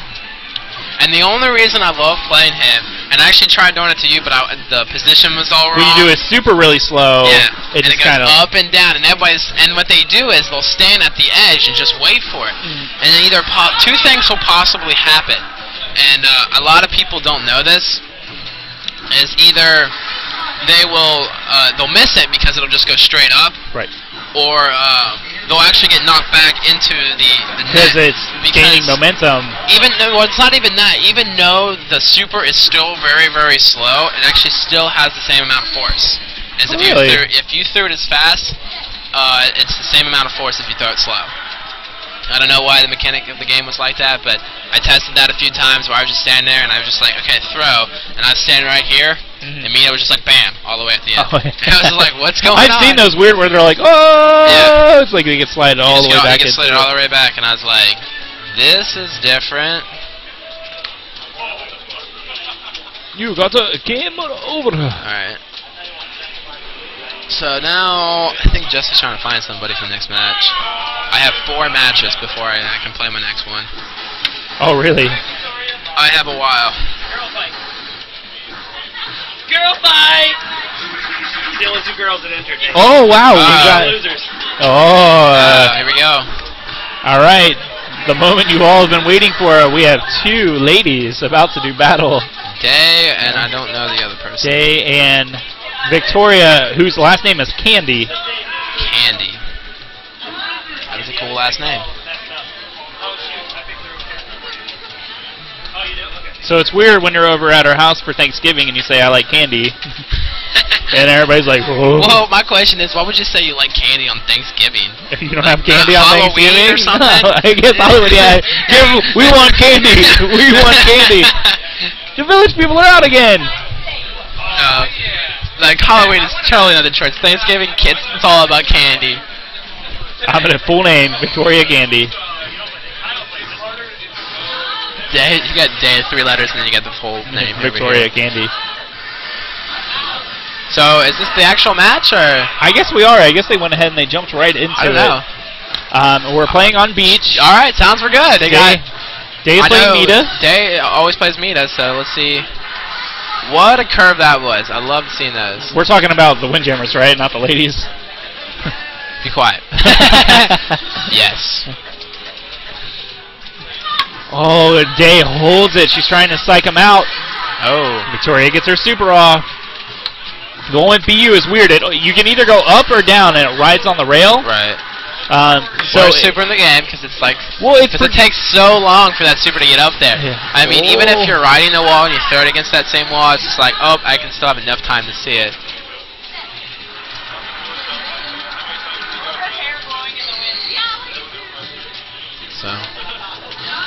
Oh.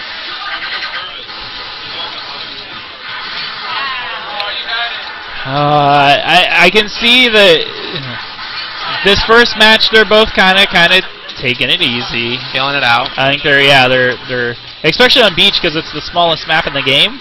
No, I thought it was Tidal. Oh, Tile? Tile. Might be actually. Tile. Yeah. I think Tile is the smallest. It has the 5s on the sides instead of in the middle. Right. And we have Victoria taking the first game. Now, of course I'm biased, and I'm going to admit it. Day is the one who beat me and knocked me in the loser's bracket. What do you say? Is it Oh, yeah, you're right, yeah. Yep. Is it? Wrong sides, yeah. Oh, you're right. So. Oh, So Day won that? Yeah, Day won that one. wondering why. Oh, there we Yeah, go. that's the same thing. Didn't even see the chat. Somebody messed with our chat. Oh, I just broke Yoshi. Oh, no, Yoshi broke. Yoda's broken. Did I really just break that? All right, What? I'm flipping player side because I had them wrong. I was looking. I think I just broke Yoshi's head. Oh, no. Yoshi! Here it is. Killed him, dog. Whoops. All right, so now Victoria Candy, Wait, I can stick this back on. Hang who on. is in the player 1 Oh, position. no, we're good. We're good. Yoshi's fixed. Yay! Victoria took game 1. She is on player 1 side. Day is on day 2, and now we are playing on concrete. 5s on the sides. That is where that super comes in because the longer it rides the rail. That super does come in handy when 5s are on sides. Especially when you're playing against Mita. I do feel like this is Mita's counter pick, in my opinion. Like, not like a huge counter pick, but one of her counter picks just because she gets pushed back by anything, including this super. There you go. And Day will take game 1. This is where the comeback comes. And we have, you can see Brad, who you can't actually see his head, but he is in the orange shirt with his arms crossed standing behind him, is coaching them both. This is almost like a Lifetime movie.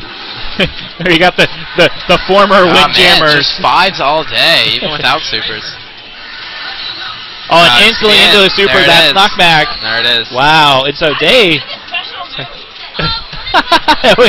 Victoria asked, how do you do the special moves? That is what I love about we this. had the reason why it looks different is because we accidentally had the names wrong, so it's actually 1-1 right now. Yes. I think. No? It wasn't 1-1, it was 2-0. Okay. Oh wait, that was 2-0 for Day? Oh yeah, because so I Day switched won. names. Remember? Yeah.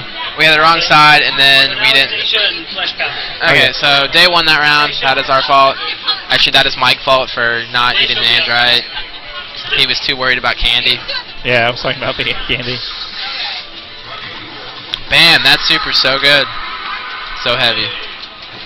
So we're Okay, going to have Day and... Day and Flesh Pounder. Yeah, Flesh Pounder. Flesh Pounder. Flesh Pounder. Pounder. I will pound you into the ground. And now the players are on the correct side. I apologize. I was so hyped. It was weird seeing 2 girls in the same vicinity somewhere close to me. Mike didn't know what to do. 2 girls in the same arcade. He froze up there for a second. Guys, that's boobs. And it's not my boobs. It's somebody else's boobs. All right, and so we have Flesh Pounder, who is playing G. Scott against Day, who's stuck with BU. And they are playing on Stadium, which is a very large stage, and it accommodates for the scoring. Flesh Pounder's got, I was going to say Flesh Pounder's got the movement down, but a commentator's curse. And BU gets one slip by him. Is now 3-8. BU with a super, right by G. Scott. We got a volley going on here. First one in the match with BU will get the super. Oh, man. And Day rolls it in right by him. Right by it, man. This is actually a very good match for Day. You got the counter pick stage and character. Not really. I think these characters are probably... I think G. Scott would take this match. Yeah, at least the way that I've seen him being played by a lot of people, you just have to double dash. Exactly. And just like that, he was able to... As long as G. Scott can get around the stage pretty well, yeah, G. Scott definitely has this match, but Seems to be there trying to move Deisha around. is silent. Oh, She's man. got slow supers, but Flesh Pounder's like, no, I got G-Scott. I'm going to power right in off the volley. That's all G-Scott needs is that power. G-Scott is playing pretty much dead center of the court. Now he's scooted back. I think he's anticipating for some more powerful throws. Yep. The score is now 9-6. Oh. Oh, and these guys are... Oh, what? That should have been a 5, actually. That was dead center. Yep, there it is. Oh, wow, and slides it right in. These players are talking so much trash to each other right now. It's like... You want to roll? Yeah, you roll the dice. I don't care. So I got 3. Man, 3 and 6 have been popular today. I don't think we've even seen one beach, have we? Oh, well, that's because it's a question mark. Oh, that's why right. beach is not being played right now. It's because the dice is a question mark. You roll the question mark, then you get to pick. Yeah, and most people don't want to pick beach. Unless you are G-Scott or K-Wessel, you'll pick beach. But even then, I wouldn't even pick beach. I'd pick a tile just because both those characters, G-Scott super will hit sides or corners, whereas G-Scott will most likely hit middle. Yeah. So I can see K-Wessel wanting to do beach, but G-Scott would definitely do tile just because the stage is so much smaller. Right, and that's where they're playing. They're on tiled right now, and especially with the 5s being at the top and the bottom, being able to knock your opponent into those goals. This is G-Scott's stadium right here. Oh, wow, but Day stops that super and is able to return it. There you go, play that net. Yep. A lot of people have trouble with the net. Very intense now as we're on to another long volley. 50 seconds left on the clock. The score is 11-3. Oh, wow! And Day rolls out with a corner. A corner 5 is now 11-8. Both players within range. Oh, no. Super stop. Oh, another one. Going down. Oh, wow. In there. Round 1 goes to Day. One more round from eliminating Flesh Pounder from the Windjammers Day 1 tournament. G-Scott with a super. Bounces it right into BU, who can charge up super but doesn't get the knock in. Oh, I like the way that G-Scott is trying to dictate the pace right now. Kind of slow it down a little bit and then speed it up. There we go. Alright, we got a super here from BU. Goes top. G-Scott's able to stop it. Not that far of a dash. There you go. Yeah. And G-Scott with super. No B supers yet. No, I haven't seen that. You get so intense into the game, you just kind of forget you have those. Yeah. You know? I mean, I've done it so many times, so it's like, oh man, if I would have lobbed that, I easily would have got a point there. I also like the way that you can dictate a match. Because especially once the volley's been going kind of long, you just kind of toss it and leave it to them. Right. And we'll see a super there, but BU will recover and throw it back in. He has a right decent back recover compared to Mita. I mean, it's still not as quick as everybody else is. Yeah. Another super here. Oh, went for the circle. What's that 5 in there? What are we looking at here? What's the score? Oh, 8-0. Yeah. Deisha is up 1 game. This is the She's about to take it. second set? Yeah, this is second set. So 5-8. There it is. That's it. That's it, yep, Day takes that. So Day takes that game, Deisha. So a lot of people think, too, that also when they lob it, they tend to just mash the throw button to get the super faster. It doesn't go any faster. Right, you can actually charge up with A and then push B. Well, I'm saying, no, you don't actually have to hit A to charge up. Oh, you can just, as long as you're under it, he's charging it on himself. Elijah.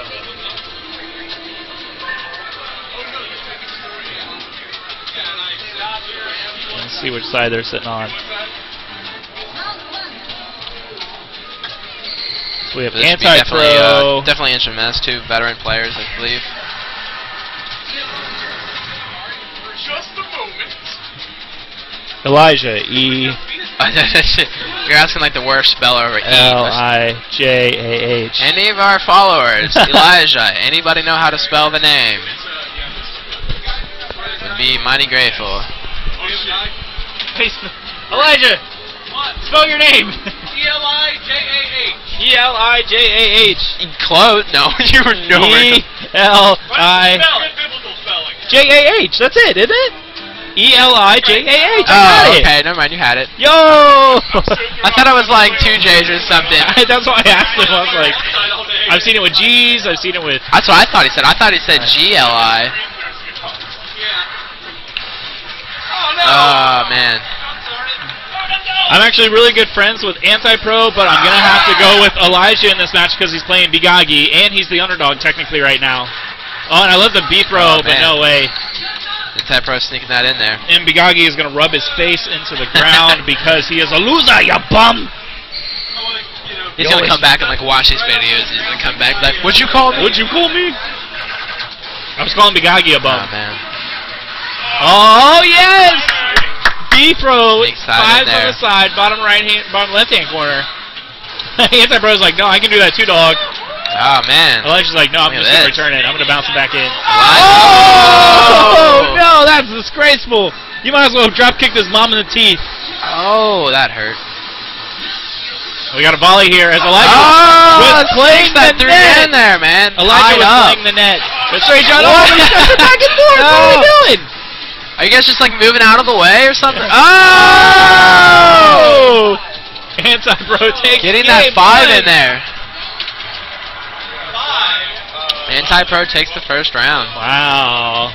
I'm anxious to see what's going to happen here. I wonder if Elijah is going to try and adjust the strategy. I don't know. It could just have been that stage. I feel like it depends on the stage. So apparently he's having the computer choose for him. I should do that one day. Just have the computer choose for me and be like, that's my character. Isha, would you like to hop in on commentary? You can tell us about your experience of your matches because you are still the only girl in this tournament. I don't know what to say. Are you just guys you can hop in here? Are people? I don't even know how many people are there. Yeah. Can people hear me? Oh, I don't know what to say. Justin is actually going to play his match. I never really do commentary. That's but fine. Just sit down and talk about the game. Introduce yourself. There's the camera right there. Oh, hi, camera. Okay. So, how has your Windjammers experience been so far? It's fun. It's my second time playing, but I enjoy it. Second time playing, and you knocked me into losers. That doesn't make me feel very good. As Anti-Pro comes up 3-0. I'm just gonna sit here sad. It's a game that requires reaction time. That's something that I've been good at, so I really like it. A lot of people mock it because it only has 2 buttons. Yeah. But it's very deep. And we'll see that here as Anti-Pro charges up his super. So who are these 2 players Elijah here? charges it. This is, okay, Anti-Pro is in the player 1 spot, is playing BU, which is the character that you were playing. Oh, okay. Elijah is playing Costa, who is basically kind of the middle character. I would relate him to like Luigi in Mario Tennis. I see. Like he's fast, but he's not strong. Right. He's not like Mario where he's dead in the middle. And as these players, who's the best generally out of these 2? You know, this is season 4, the Wimbledon of Windjammers. I'd like to say that all bets are off. I know Anti-Pro, and I know that we play a lot. Okay. Elijah, I've seen at the arcade a lot more recently. So like practicing. Yeah, I definitely think that they're definitely heavy favorites, but at least in this matchup right now, I mean, Anti-Pro has the first game. Although now Elijah's got the score advantage to 9-3. We're about halfway through the match. Anti-Pro brings it up back to the bottom. Wow. I really don't. This is a good matchup actually for Anti-Pro because of his super, which is the one that you were using. Where just you either go top or bottom and roll it in. With those bumpers in the center, it messes. It messes with everything. Right, so. that makes sense. I like that. See, here comes the super, and it goes with the B lob. Okay, so that throw thing, that's the other button, right? Yeah, I never bothered to try it. Yeah. Oh, okay. So B, you can still choose the direction, but it throws it basically into the goal. Yeah. Is that good to do if you're special, like your power up? It's good to do to make people guess. So like if you're standing right in the middle of the court, they either have to go up or down, and so they have to choose, prepare before you even throw. Right, like they have a 50-50. You're still charging up the super. It still looks exactly the same. So they have to guess which super you're doing and in which direction you're throwing it. That makes sense. Especially on a map like that map was really big. It's a good way to mix them up. Huh. Well, I'll keep that in mind then. Yeah. Thank you.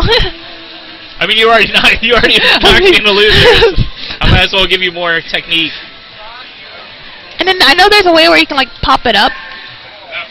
Yeah, that one is actually when with the A button. Right, and it's when you charge. It's like you're charging into the frisbee. So as it's coming towards you, hit A and dash forward into it, and that's when it knocks pops it up into okay. the air. Yeah. I see. Yo, Day. Oh, high thickness. Who's thickness? The thickness. The thickness, I should say. Underscore thickness. Yo, Day. Your favorite black person ever? Oh man, there are a lot of black people I know. Brendan? And we'll get right back into the match here. Oh, Pro. sorry. It's up 3-0 over Snitz. And so this is Stadium, which I don't know if you'd seen it. If Is this the one that makes the... Yes, the 5 spot. So it starts in the center. It's really small, but whoever has the advantage, their goal will start growing. So you can see now, I see how it's getting bigger. So Anti-Pro has a better chance of scoring a 5-point as he gets his super and knocks him into the goal for 3. As soon as you score, though, it goes back to normal size. So it I down. see. That's interesting. On this map, I'm actually going to favor Snitz just because I think that he has better movement. Josh's style is more to kind of stay in the back and kind of float around. Oh, okay. I've never seen that before. We got a tied score here, 9-9. Roughly 20 seconds left on the clock. This is set 1. Now we'll actually go to Snitz. He just barely pulled it out, though. I'm not ready to put any money down on this match yet. Yeah, but that was You take game 1, you're in the lead. If you take game 1, then you're in the lead. Basically, that's how I feel like. If you score more points than your opponent, you're winning the game. And Snitz had the opportunity to charge a super, but instead throws it back. Okay. Anti-Pro charges it and goes up top. And here's the other thing that's interesting, too. You can see the goal actually carries over from the next round. So Snitz, his 5 goal, the red goal is actually very big. That's because it charged over from last round. I see. Super. So what's like the best stage? Best stage? I think it depends on which character you're playing. So for the Korean guy. For BU, I would actually go probably with Clay. Because Clay is like this map, it's really big, but it has 2 bumpers that are at the top and the bottom. Right, so he can do that thing, I don't know what it's called. But yeah. We get super returns. Oh, wow. How do you do a super return? Super return is actually, you just do the same motion. Okay. So it's kind of like you know, you charge your super, you get in and you spin the joystick and hit the A button. You can actually... Yeah. So you spin and then you hit the button. But it's also a matter of, actually you can change it. So if you're standing in front of the frisbee as it's coming and it's a super, you can change it into a B lob. Or if they're lobbing it, you can actually change it back. But it's all in the timing. It's very hard to do. And we're tied now in this first game. Ooh, Snitz looks a little defeated. Yes. Here we go now. Anti-Pro is just really all over the place. Snitz has been holding the back middle court. And even though Anti-Pro is playing the character BU, which is really fast, it seems weird that he's all over the place. But now he gets a super. Tries to throw it in. Snitz will lob and reset the action. Snitz is coming out really far in the center. I don't know if he's going to start playing net, but Anti-Pro gets his super in.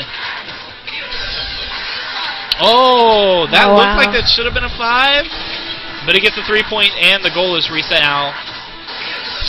Does the goal get bigger if you get a 5 versus a 3? It's no matter what points you score, it'll still shrink back. Okay.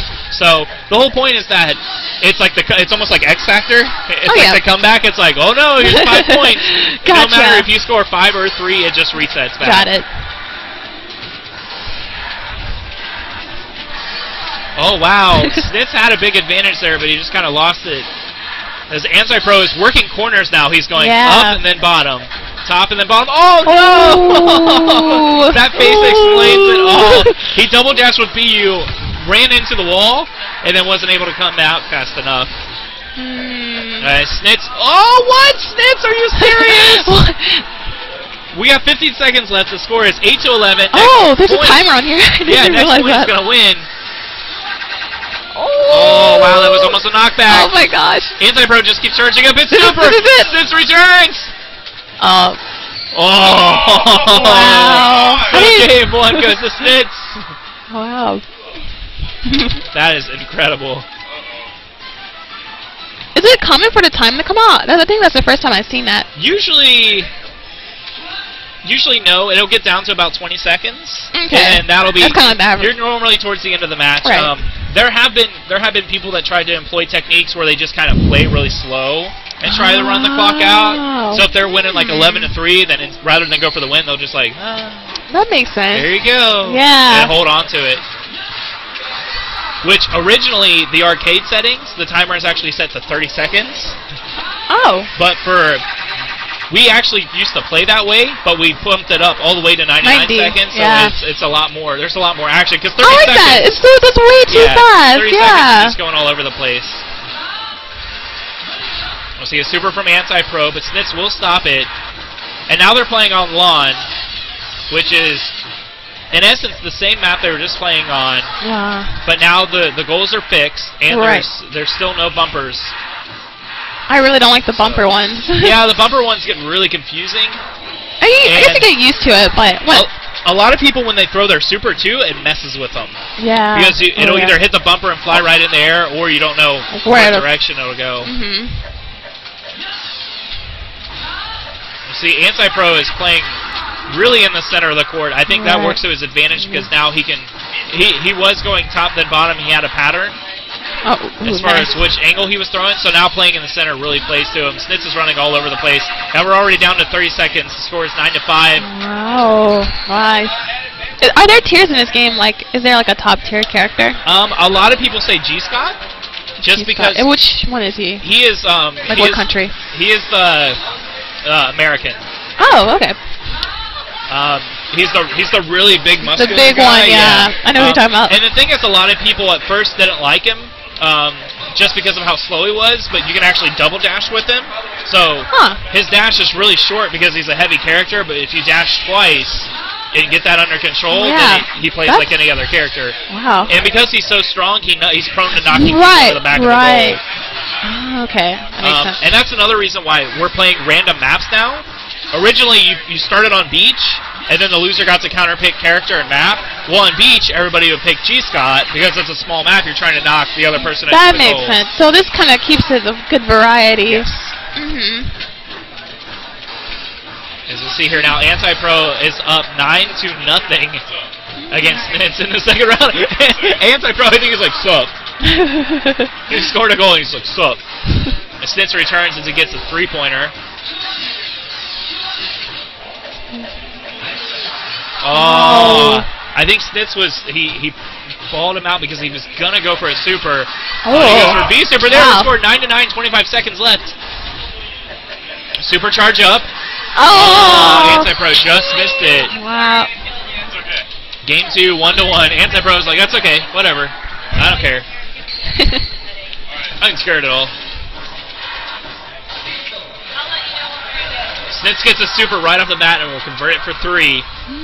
With not even 10 seconds off the clock. That's the way you like to do it.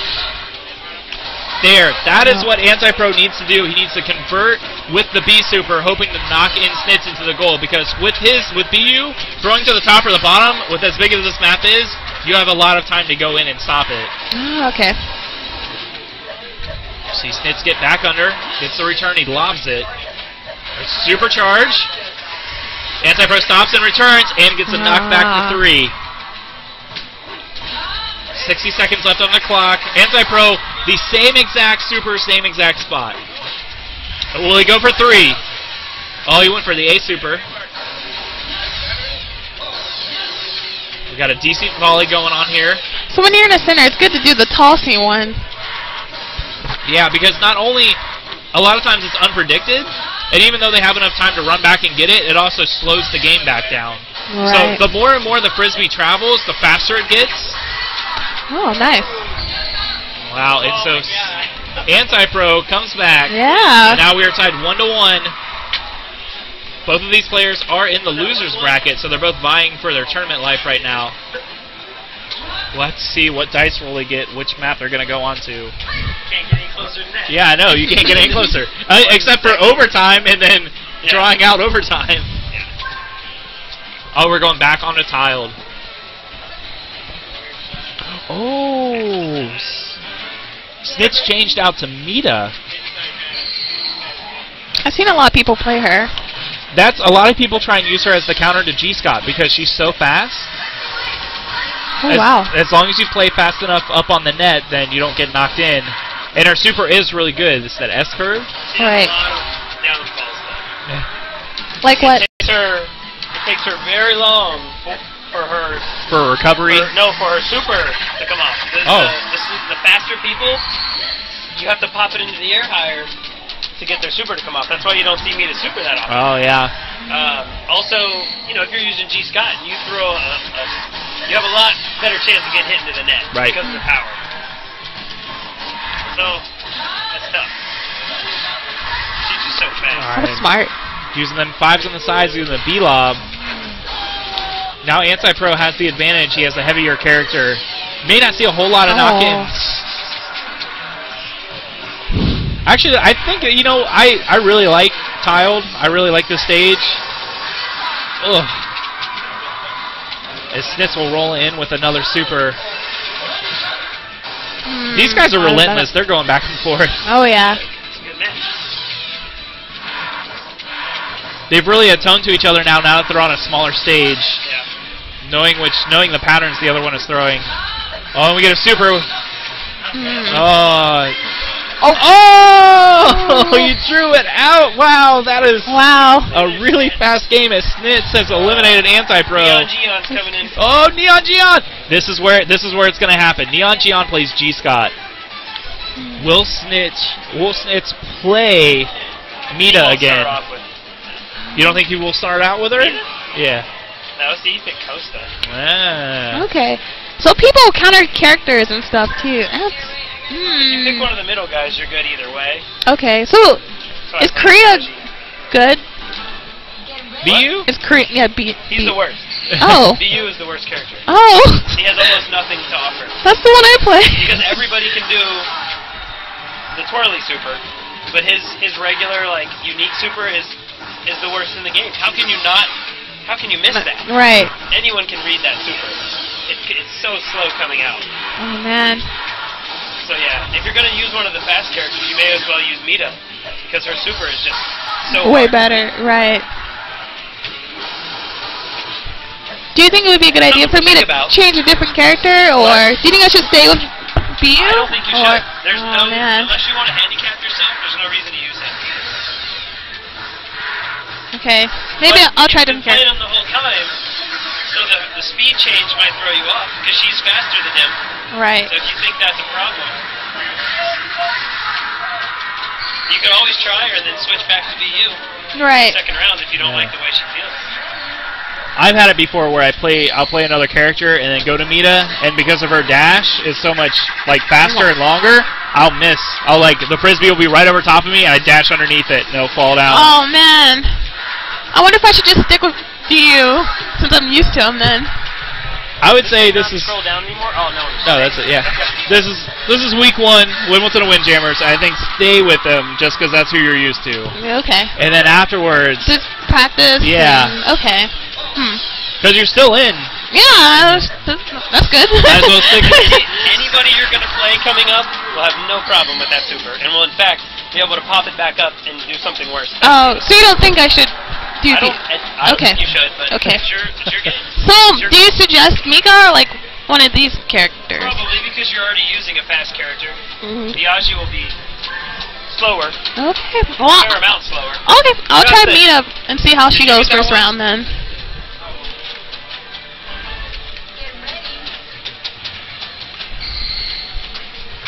And Neon Geon takes the first game.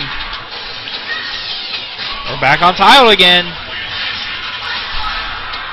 We get a B super rolling right in, right past Mita. As we do get the character change. Here comes the S curves. G. Scott returns.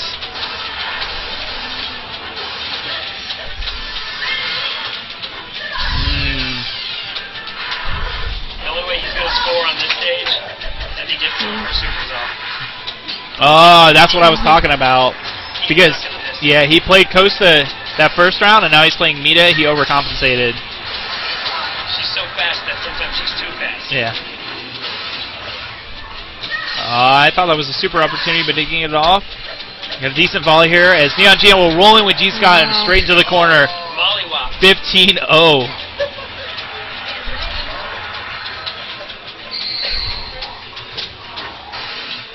Snitz needs to win this set, otherwise he will be eliminated. No pressure.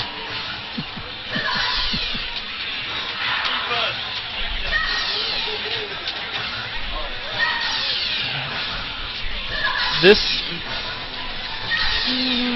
map is very, very small.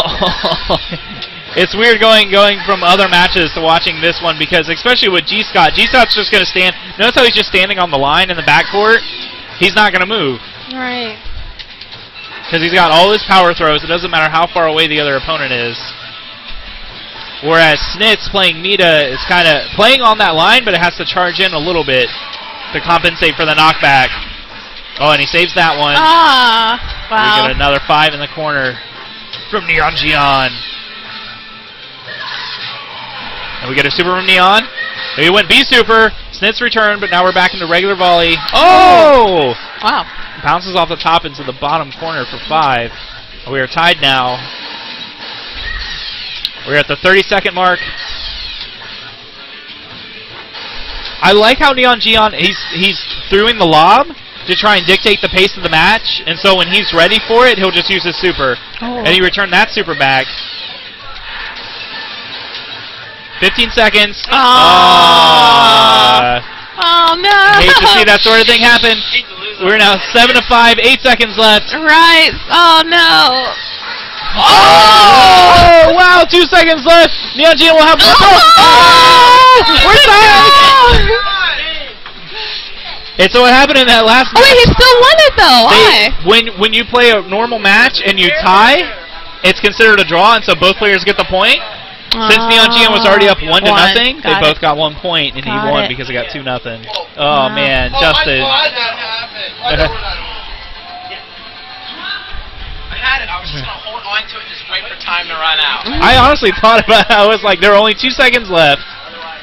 He just happened to throw it. He just full power, yeah. There have been a lot of people before that have, with like, oh, this is Winners Finals. We got Minima versus Jesse of Arcade Legacy. These guys have gone back and forth many times. And matter of fact, I think that Jesse still has a better record over Minima. But they're both very, very good. Yeah, Minima was the one who knocked me out of Winners. And you see He's really good. that curve that he uses.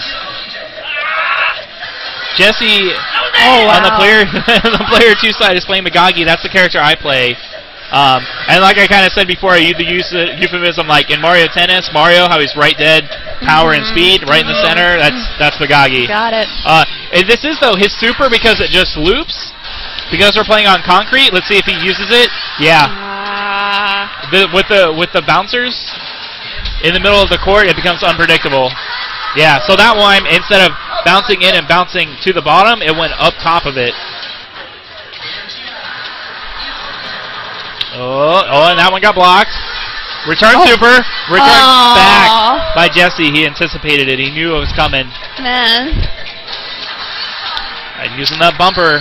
Going to the top corner. First game, first set. Goes to Jesse, who I believe is the reigning champion of the Wimbledon and Windjammers. Oh, we get a knockback.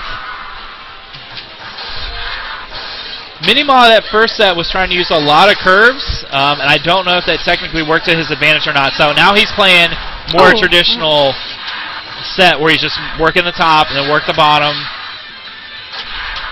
Oh, that was almost a knockback. Jesse with a super. Gets blocked.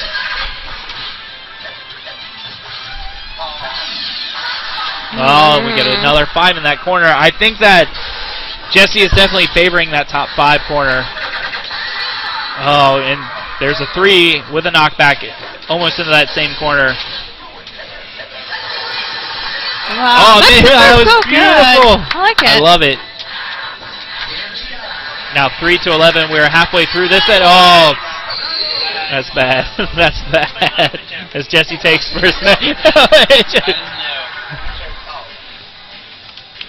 That one is really hard to call. I think 0-1. Oh, yeah. 0-1 as Jesse just took the first game. Not because I'm trying to handicap Minimaw. He can take this. He can bring it back. And we roll out with G-Scott. G-Scott versus Bagagi on lawn.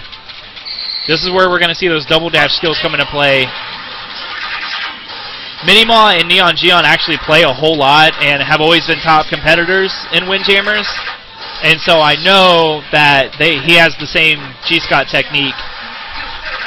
He's going to play that back line. Yeah. He's going to wait for supers, and he's going to try and overpower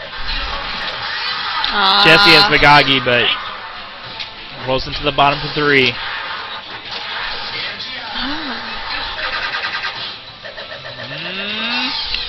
Thought I had a super opportunity, but he took him too long. He just walked instead of dashed.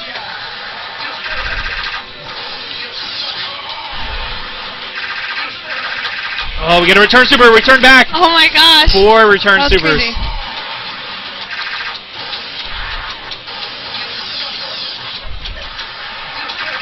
Neither player wanting to lob and slow down the pace of this match. They're both going full bore, and Minimaw ties it up 3-3.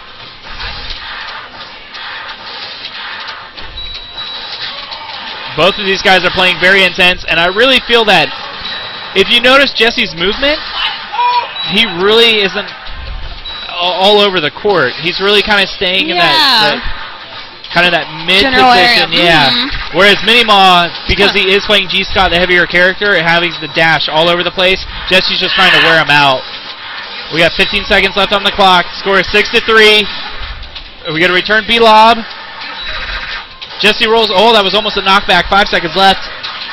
Oh! G-Scott gets knocked back. Wow. 1 second left on the clock. Only 1. He's got to block this. Oh, the super doesn't even get off.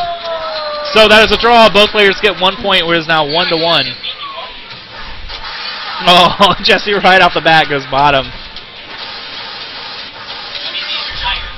On these bigger maps, that's a big psychological advantage because you have to almost predetermine, especially with G-Scott, you have to predetermine which way you're going to go.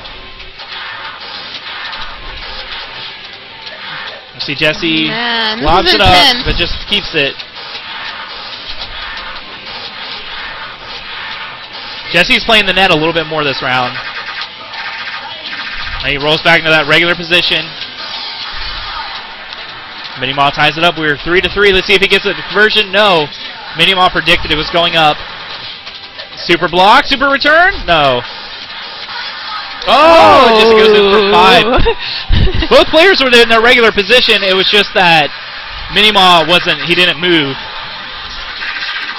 Oh, very nice. So what's the difference between the fire one and then like the not fire one? It's actually a matter of how much you charge it up. Okay. So when you're tapping A, you do it like slow. So like instead of like blah, blah, blah, blah, blah, blah, you go like bum bum bum bum, and then spin your joystick. Because it's still the same. Everybody technically has 3 supers. You have your regular super with A. You have your B-lob super, which everybody has the same, and then there's that kind of generic. It's almost like you're charging it up, but you don't get it up all the way. Right. Is there an advantage of doing that? Nope, Jesse wins. Just kind of throwing off your opponent. Okay. Because when the frisbee gets up into the air, you can already start charging, and then kind of slow down. And then they don't know, especially if you're at the top or the bottom, especially right on the net. Every time that the frisbee bounces off of the wall, it gains momentum. And so it's easier to get a knock-in, too. Oh, my turn? Oh yeah. I'll do my best. You got this. BU all the way for Korea! Well, apparently I'm playing Mika anyway, so... Are you going to play Mina? That's what Jesse suggested. You do whatever you want. I believe in you. So now we have Day facing Neon Geon, who will definitively be playing G-Scott. We already know it's coming.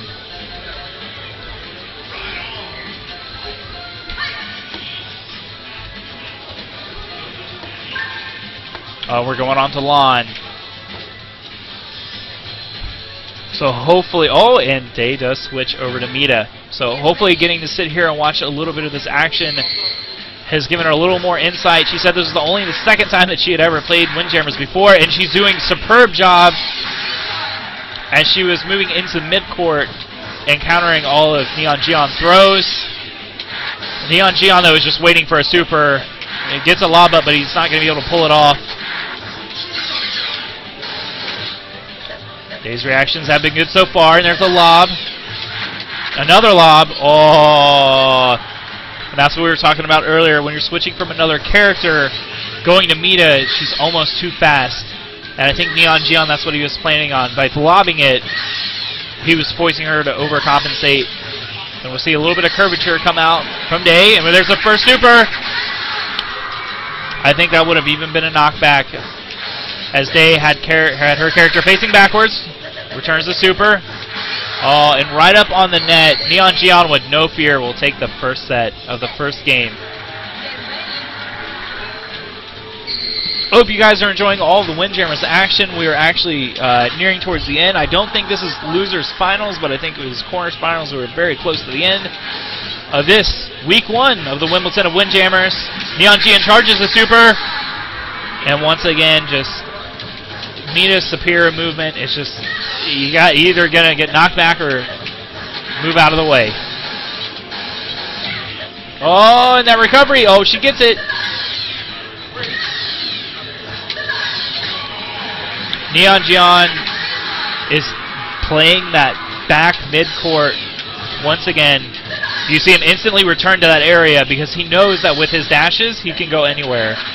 Oh, wow! Wow, but he misses that for 2 points. G. Scott, you're so big. How do you miss it? Neon Gion at top again for 3. He's been favoring the top this match. So we're playing on lawn. Oh, but he works the bottom. I like it. Neon Gion will take the first game. USA! USA!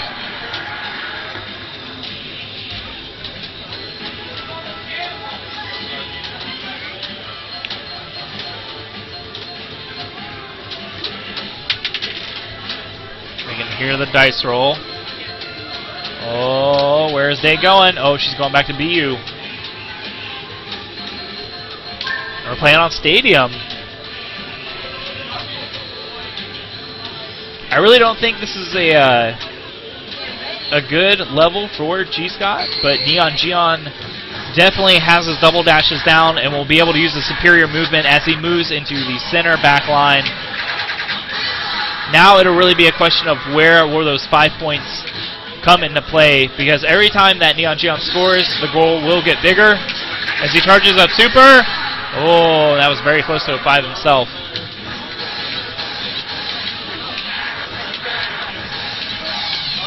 Deisha is doing a fantastic job with her movement. She is reacting to shots very well, but playing a smaller character, it's still the danger of knockback. She gets her super off, but Neon Gion is already there waiting for it, and we will see a 5-point out for Neon Gion. Scores 11-0, about halfway through the match.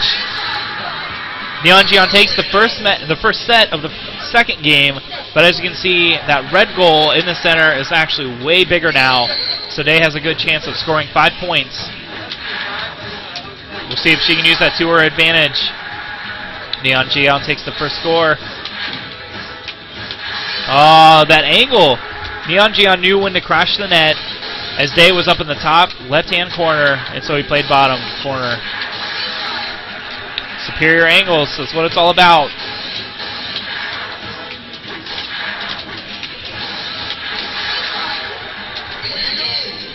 And Neon Gion takes it! They're preparing to see who he will be playing next. It may be Mini Mall. Are we getting a rematch? Yes, we are. If you guys missed it earlier, match between Mini Mall and Neon Gion was amazing. Actually went, they traded sets, and then in the final set, each one won. They tied score, went into overtime, and ran out the overtime. and were forced to play a sudden death set, which, in all honesty, I'd never seen happen before. So both these guys, like I said, do play a lot. Minimaw is using Mita to kind of show his sportsmanship as they tap hands. Minimaw is playing Mita because he knows how good Neon Geon's G-Scott is, but also Minimaw has a good G-Scott too. So instead of mirror match, he went with Mita for superior speed.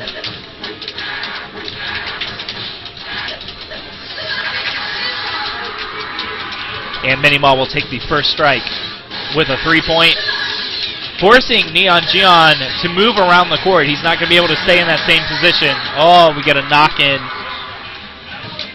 That's what happens when you play G-Scott. Oh, Minimaw still adjusting. He just got up from another match. We got Jesse in the background taunting him, and we got a straight 5! We got Mita Super. Oh, rolls in for 3. Very nice. 11-7. Oh, Neon Geon is not happy.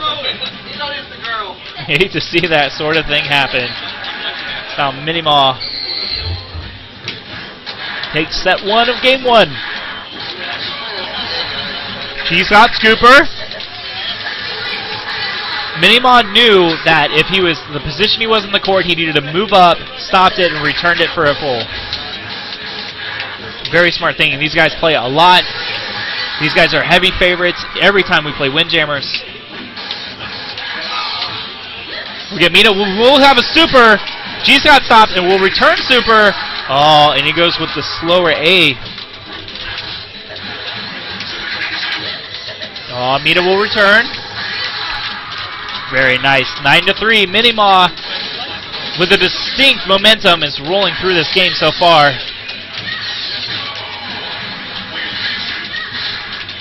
Oh, we get C-flop returns! Neon Geon brings it back up. We are at 9-6. Wow, 9-9. I'm very surprised at that. G-Scott Super will roll it in for the win. We are tied 1-1, and you see both players just look at each other like, that's all right. You know what's going on. I got you.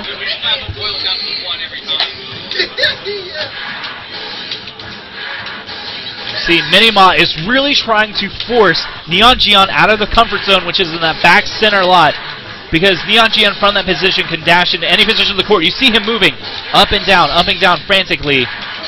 Minimaw knew that by picking Mita, he would have superior speed, but now G-Scott moves the super. Minimaw returned it. I really thought that it had a chance for a knockback. The farther the disc travels, the more momentum it has, the more likely it will knock your opponent into the goal. And we see a super by Minimaw. Returned. Oh, and he hesitated. He feinted on that one.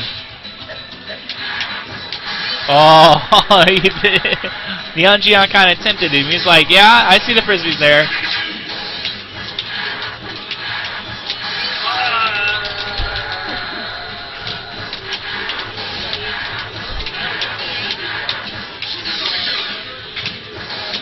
We get a very good volley going on here, as now both players will reset into their favorite positions.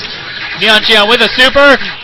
Minimaw returns. We're at 30 seconds on the clock. Minimaw gets his return super. Neon Geon hasn't really favored the top again this match, which I think is keeping Minimaw. He's still up at the top.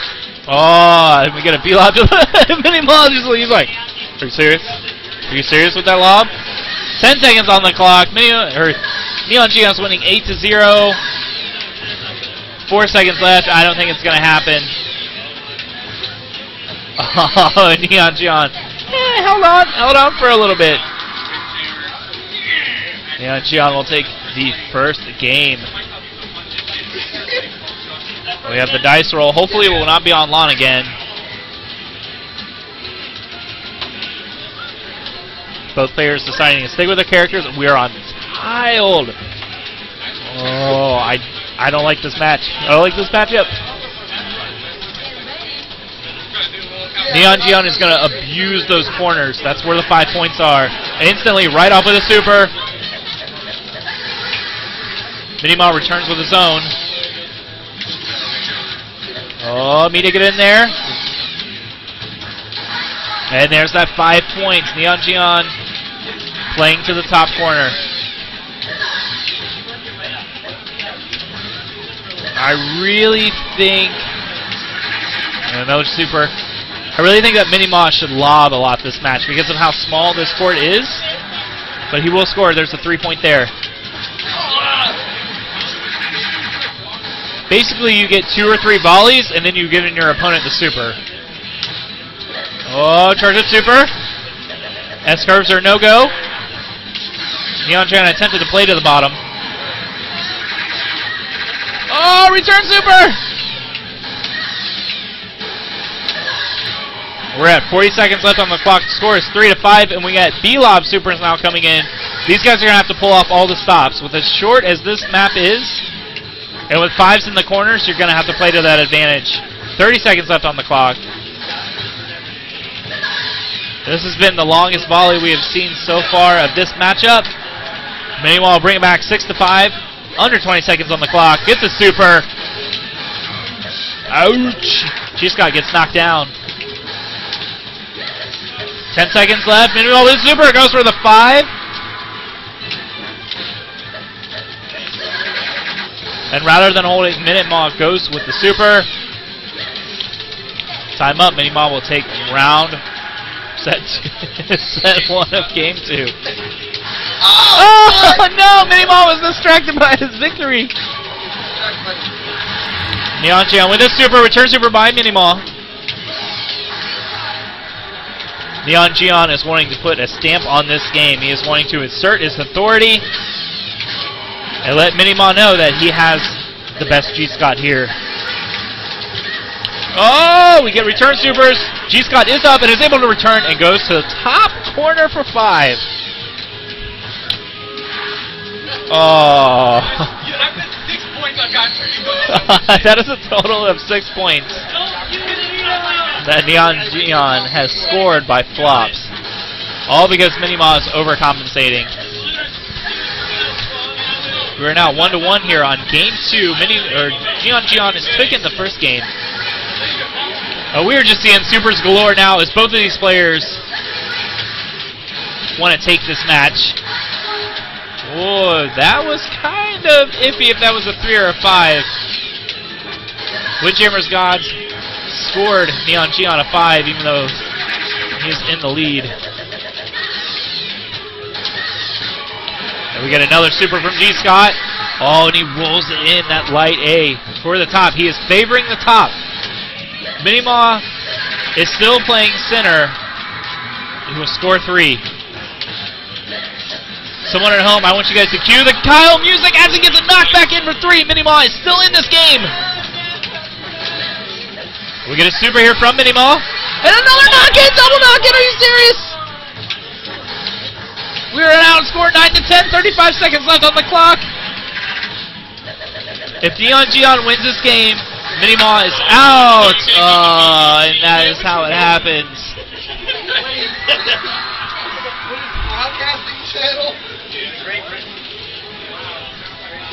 And I believe this is actually Grand Finals.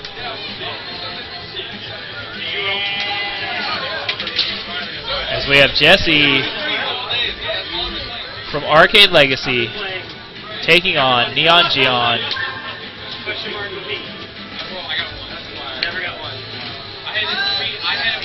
Oh, I don't even want to make predictions on this match, to be honest with you. If I'm rooting for somebody to win, I want Neon Gion to win. Even though I don't like G-Scott. But there again, Jesse is playing Magagi, which is my character, so let's just get right into the game.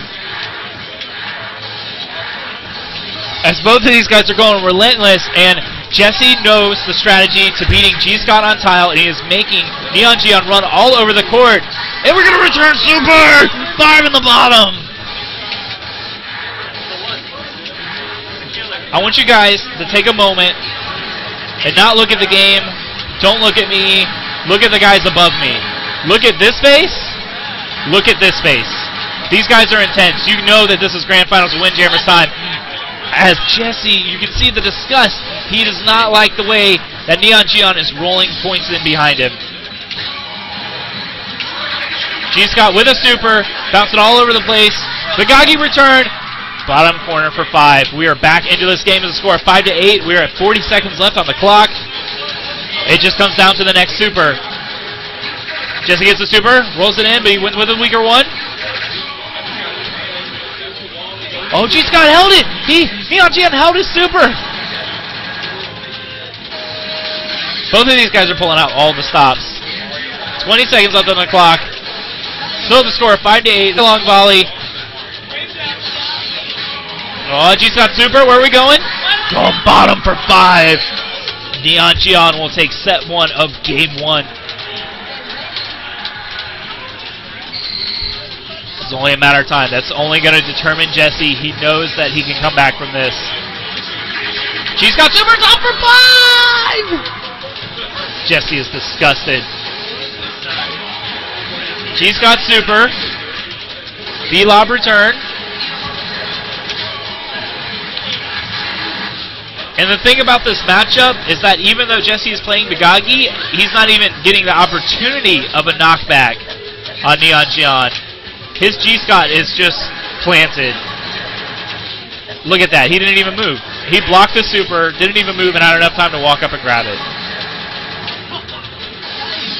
Oh, that was very close as Jesse went. Jesse with Bagagi is working all the angles. He's really trying to mess him up. And both of these players are actually talking to each other as they're playing.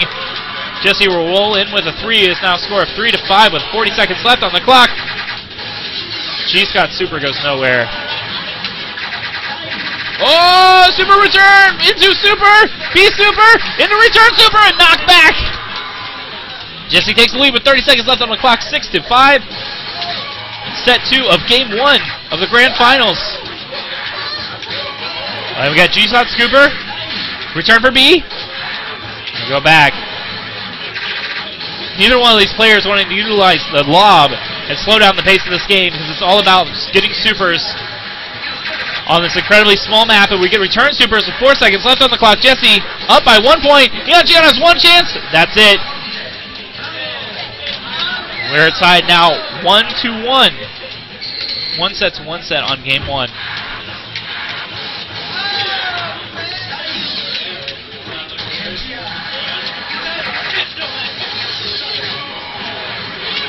Neon Gian is actually playing a little bit farther back.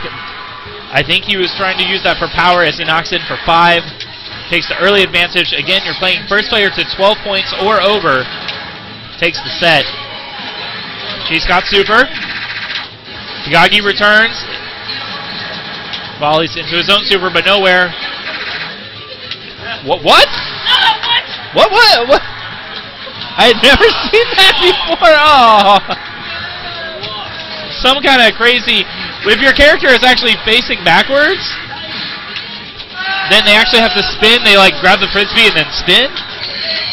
But G-Scott kind of spun around in a circle, so Neon Gian takes the first one. And the dice roll will determine which map we are on now. I think I heard 2 and then a grunt, which means that we are back on tiled. Yes, we are back on tiled.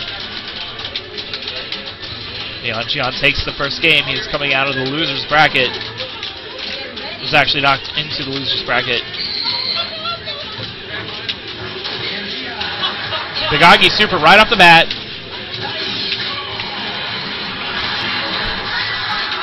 And G-Scott will roll in with a super, bounces off the top into bottom 5. Both of these guys have already, they just played this match. They're not slowing down. They're going to pull out all the stops. Another super for Bagagi. Return super from G-Scott. Oh!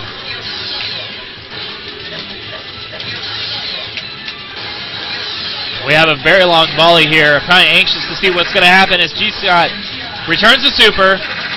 Bagagi with another super. G-Scott has enough time to return it. Oh, very nice. Bottom for 3, I think that was very close to being a 5. Bagagi with another super. Play to the same corner. Neon Gian knew what Jesse was doing. Jesse's pattern, he's favoring the bottom. 30 seconds left on the clock.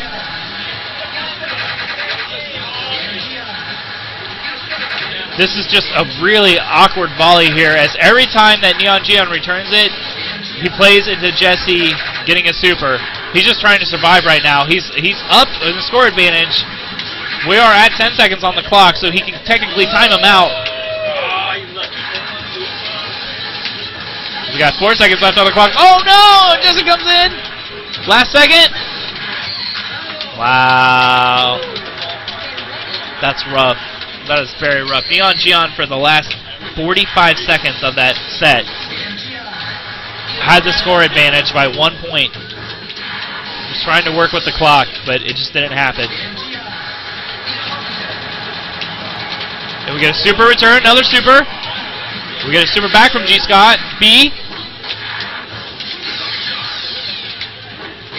With as much as these players play each other, and as small as this map is, they know what's coming. It's hard to be unpredictable. Oh, wow. What happened there is Jesse played his A super, but bounced it up against the wall. Because it bounced off the wall, it had more momentum, knocking G. Scott into his own goal.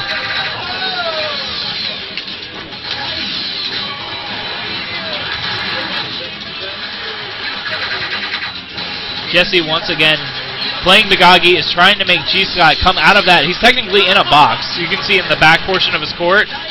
Anytime you can get him out of the box, you're going to have an advantage. Because as it sits right now, he can dash over to either side. G. Scott with a 5. Neon Gion taking lead. 30 seconds left on the clock. Score of 3-5.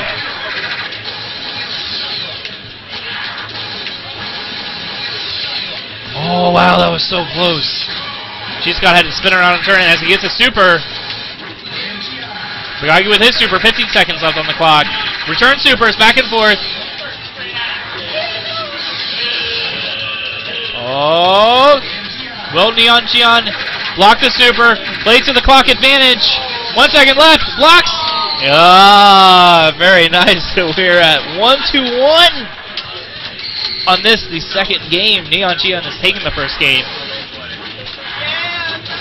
Both matches have been on tile. Hopefully the dice roll will be a little bit nicer for the next match. Jesse is in to stain as Neon Gion scores 5.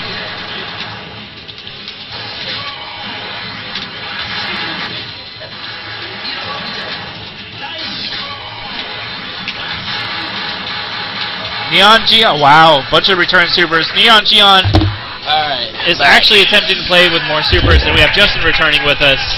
Alright, what have I missed? This is Grand Finals. Grand Finals. What is it right now? Neon Gion is up 1 game. Okay. This is game 2. Each of them have 1 set. So, does Neon Gion need to knock Jesse in the losers? Does he need to reset? Okay, yep. So if Neon Gion wins this set, he will knock Jesse in the losers, and we will go into an extended series. Alright. Uh-oh. First game was on tile. Okay. Pretty much the same exact thing. Right, pretty much. Well, smaller stage here. Neither of them have been utilizing the lob at all. They're just basically supering back and forth. Right. I kind of get the feel of that because every time I lobbed against Keith, he would always send it right back with the lob. Yeah. Like every time, and I was just... We got 15 seconds left on the clock now. Neon Gion, hopefully... That could be it. There's no way unless Jesse throws a 5 in there 8 somewhere. seconds. He's just going to lob it every time. Yep. From that timeout. 3, 2, 1. He gets it in, but it's too late. Yeah, I remember. He got it in too when I was playing my match. Snuck that right in. Screwed me over. Yeah. That was awesome. So now we officially reset the bracket. So he reset the bracket. Yep. Right. Is this 2 out of 3 or 3 out of 5? I think it's still 2 out of 3. I believe so.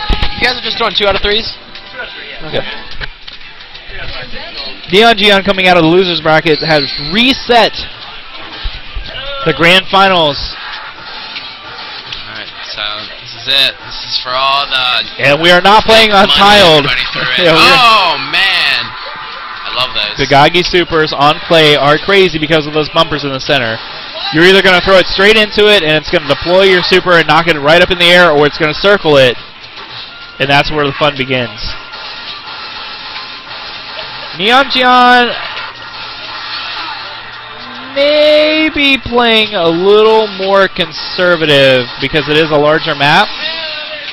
I noticed that he's really playing reaction. Points, yeah. I think he just wants to get rid of that time.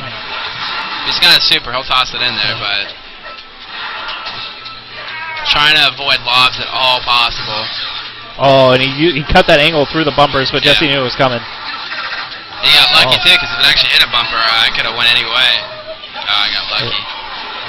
Good super from G Scott.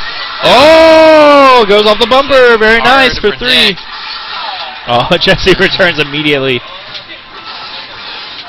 30 seconds left on the clock. Oh man. Scored 8-9. The bumpers come into play. Oh, nice. Tied up 9-9. 20 seconds left. See if he can pull this off. Nice. Oh, wow. So utilize that bumper. And he saw that too. I know he did. Jesse takes set 1 of game 1 of the reset bracket. I'm just so amazed by Keith's movement, Neon Gion's movement with G Scott. I was saying earlier, man, watch his movement. Every time he throws, dead center. He walks right back to the dead center every time. He knows. And his reactions are, it's not even that he's predicting, he's full bore reacting. Yeah. Man, it's all that Marvel. Yeah, it's Marvel, baby. It's all that Marvel. Dive kick. It's all that button matching, that's what it is. Oh, look at that. It just doesn't even move. Oh, wow. I think I would jitter and just, instantly go towards it. He just holds his ground. Oh. He crashed the net. Oh, return super. Nice. Wow. Keith not messing around. Oh. I like the movement. The movement was a lot better that time. Instead of Jesse playing with Bagagi, dictating where Neon Gian moved, he moved preemptively. That's what we gotta do. Jesse was trying to force him to crash the net. Oh! Wow, corner. We go from coast to coast. If Jesse would have moved back, he could have easily, probably grabbed that. Even if he would have moved down, he probably would have moved towards it. And we see the bumpers once again come into play. Score is 3-3.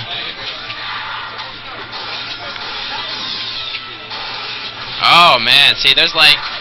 Oh no, we get a drop. We got another controller malfunction again. That's what we'll attribute it to. Bounce up. There Jesse doesn't take that super, man. He wants that speed boost, which is good because if you see someone on the ground, man, you could easily throw that disc up there and get a point. Do it a lot. I'm really tempted to see Jesse isn't playing as far back, so he's not going with a super. He's going with the weaker super. Oh, wait, they say, okay, there it is. Oh, and it gets knocked off the bumper. Sometimes those bumpers can be a blessing. Other times they can just screw you over. Yep. 30 seconds left on the clock here. Oh, and another. He's good. I like how I mentioned it. It was like you could go with a super and make things crazy, but no, every single time it gets bumped and thrown in there. And Neon Gian uses the bumper to go in for 3. Oh my God, Jesse's just all over that bumper. Ouch. Oh, that's dangerous. Oh. Each player playing the net. Oh, and that'll solidify. He had to. Wow. Neon Gian is on the verge. Making a huge comeback here. Of not only making a huge comeback, but taking it out. 0-2.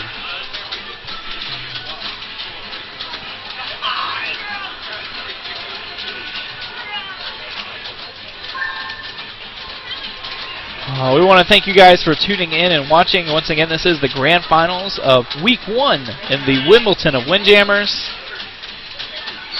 We have Jesse in the Player 1 section, also going by initials AL for Arcade Legacy, versus Keith, a.k.a. Neon Gian. And we have a mirror match again. We're on the same map. Yeah.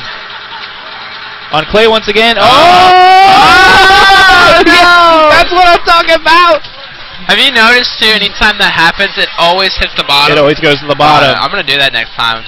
But I'm afraid it's not going to go bottom. It's just that one time it's going to hit top, and I'm just going to be like, darn it.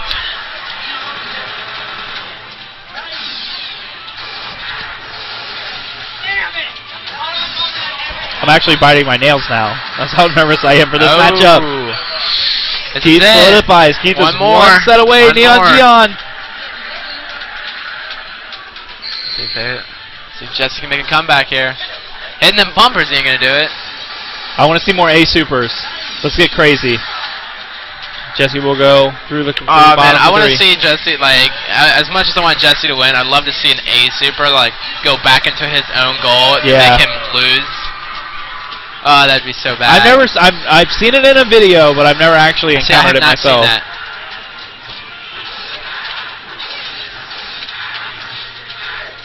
And we get them bumpers coming into play, throwing both supers up. And we get a knockback for 3. Neon Gion bringing it back in here. We're tied 6-6 with 60 seconds left. I'm going to find that video where it goes back into someone's goal. Bigagi with a super. It goes with A. And it rolls through. At least it didn't get stopped in the bumpers, kind of like that. Oh my God. Very nice. This is it. Neon Gion needs one more point to win. There it is. There it is. Wow, that is incredible. As Neon Gion takes week 1 in the Wimbledon of Windjammers. I'll post it on AL's Facebook page once I find it. That's it. That is it. Thank you guys once again find this video here. for tuning in. Yeah, we'll see if we can find this video as well. We'll take a look here. Shut down the stream. Actually, you can. You're on weekly prize from week to week. Yeah, you just get like free entry next week. Okay, cool. Hold on a second. Alright, seems to be the end of the stream, so I will post this on Twitch if I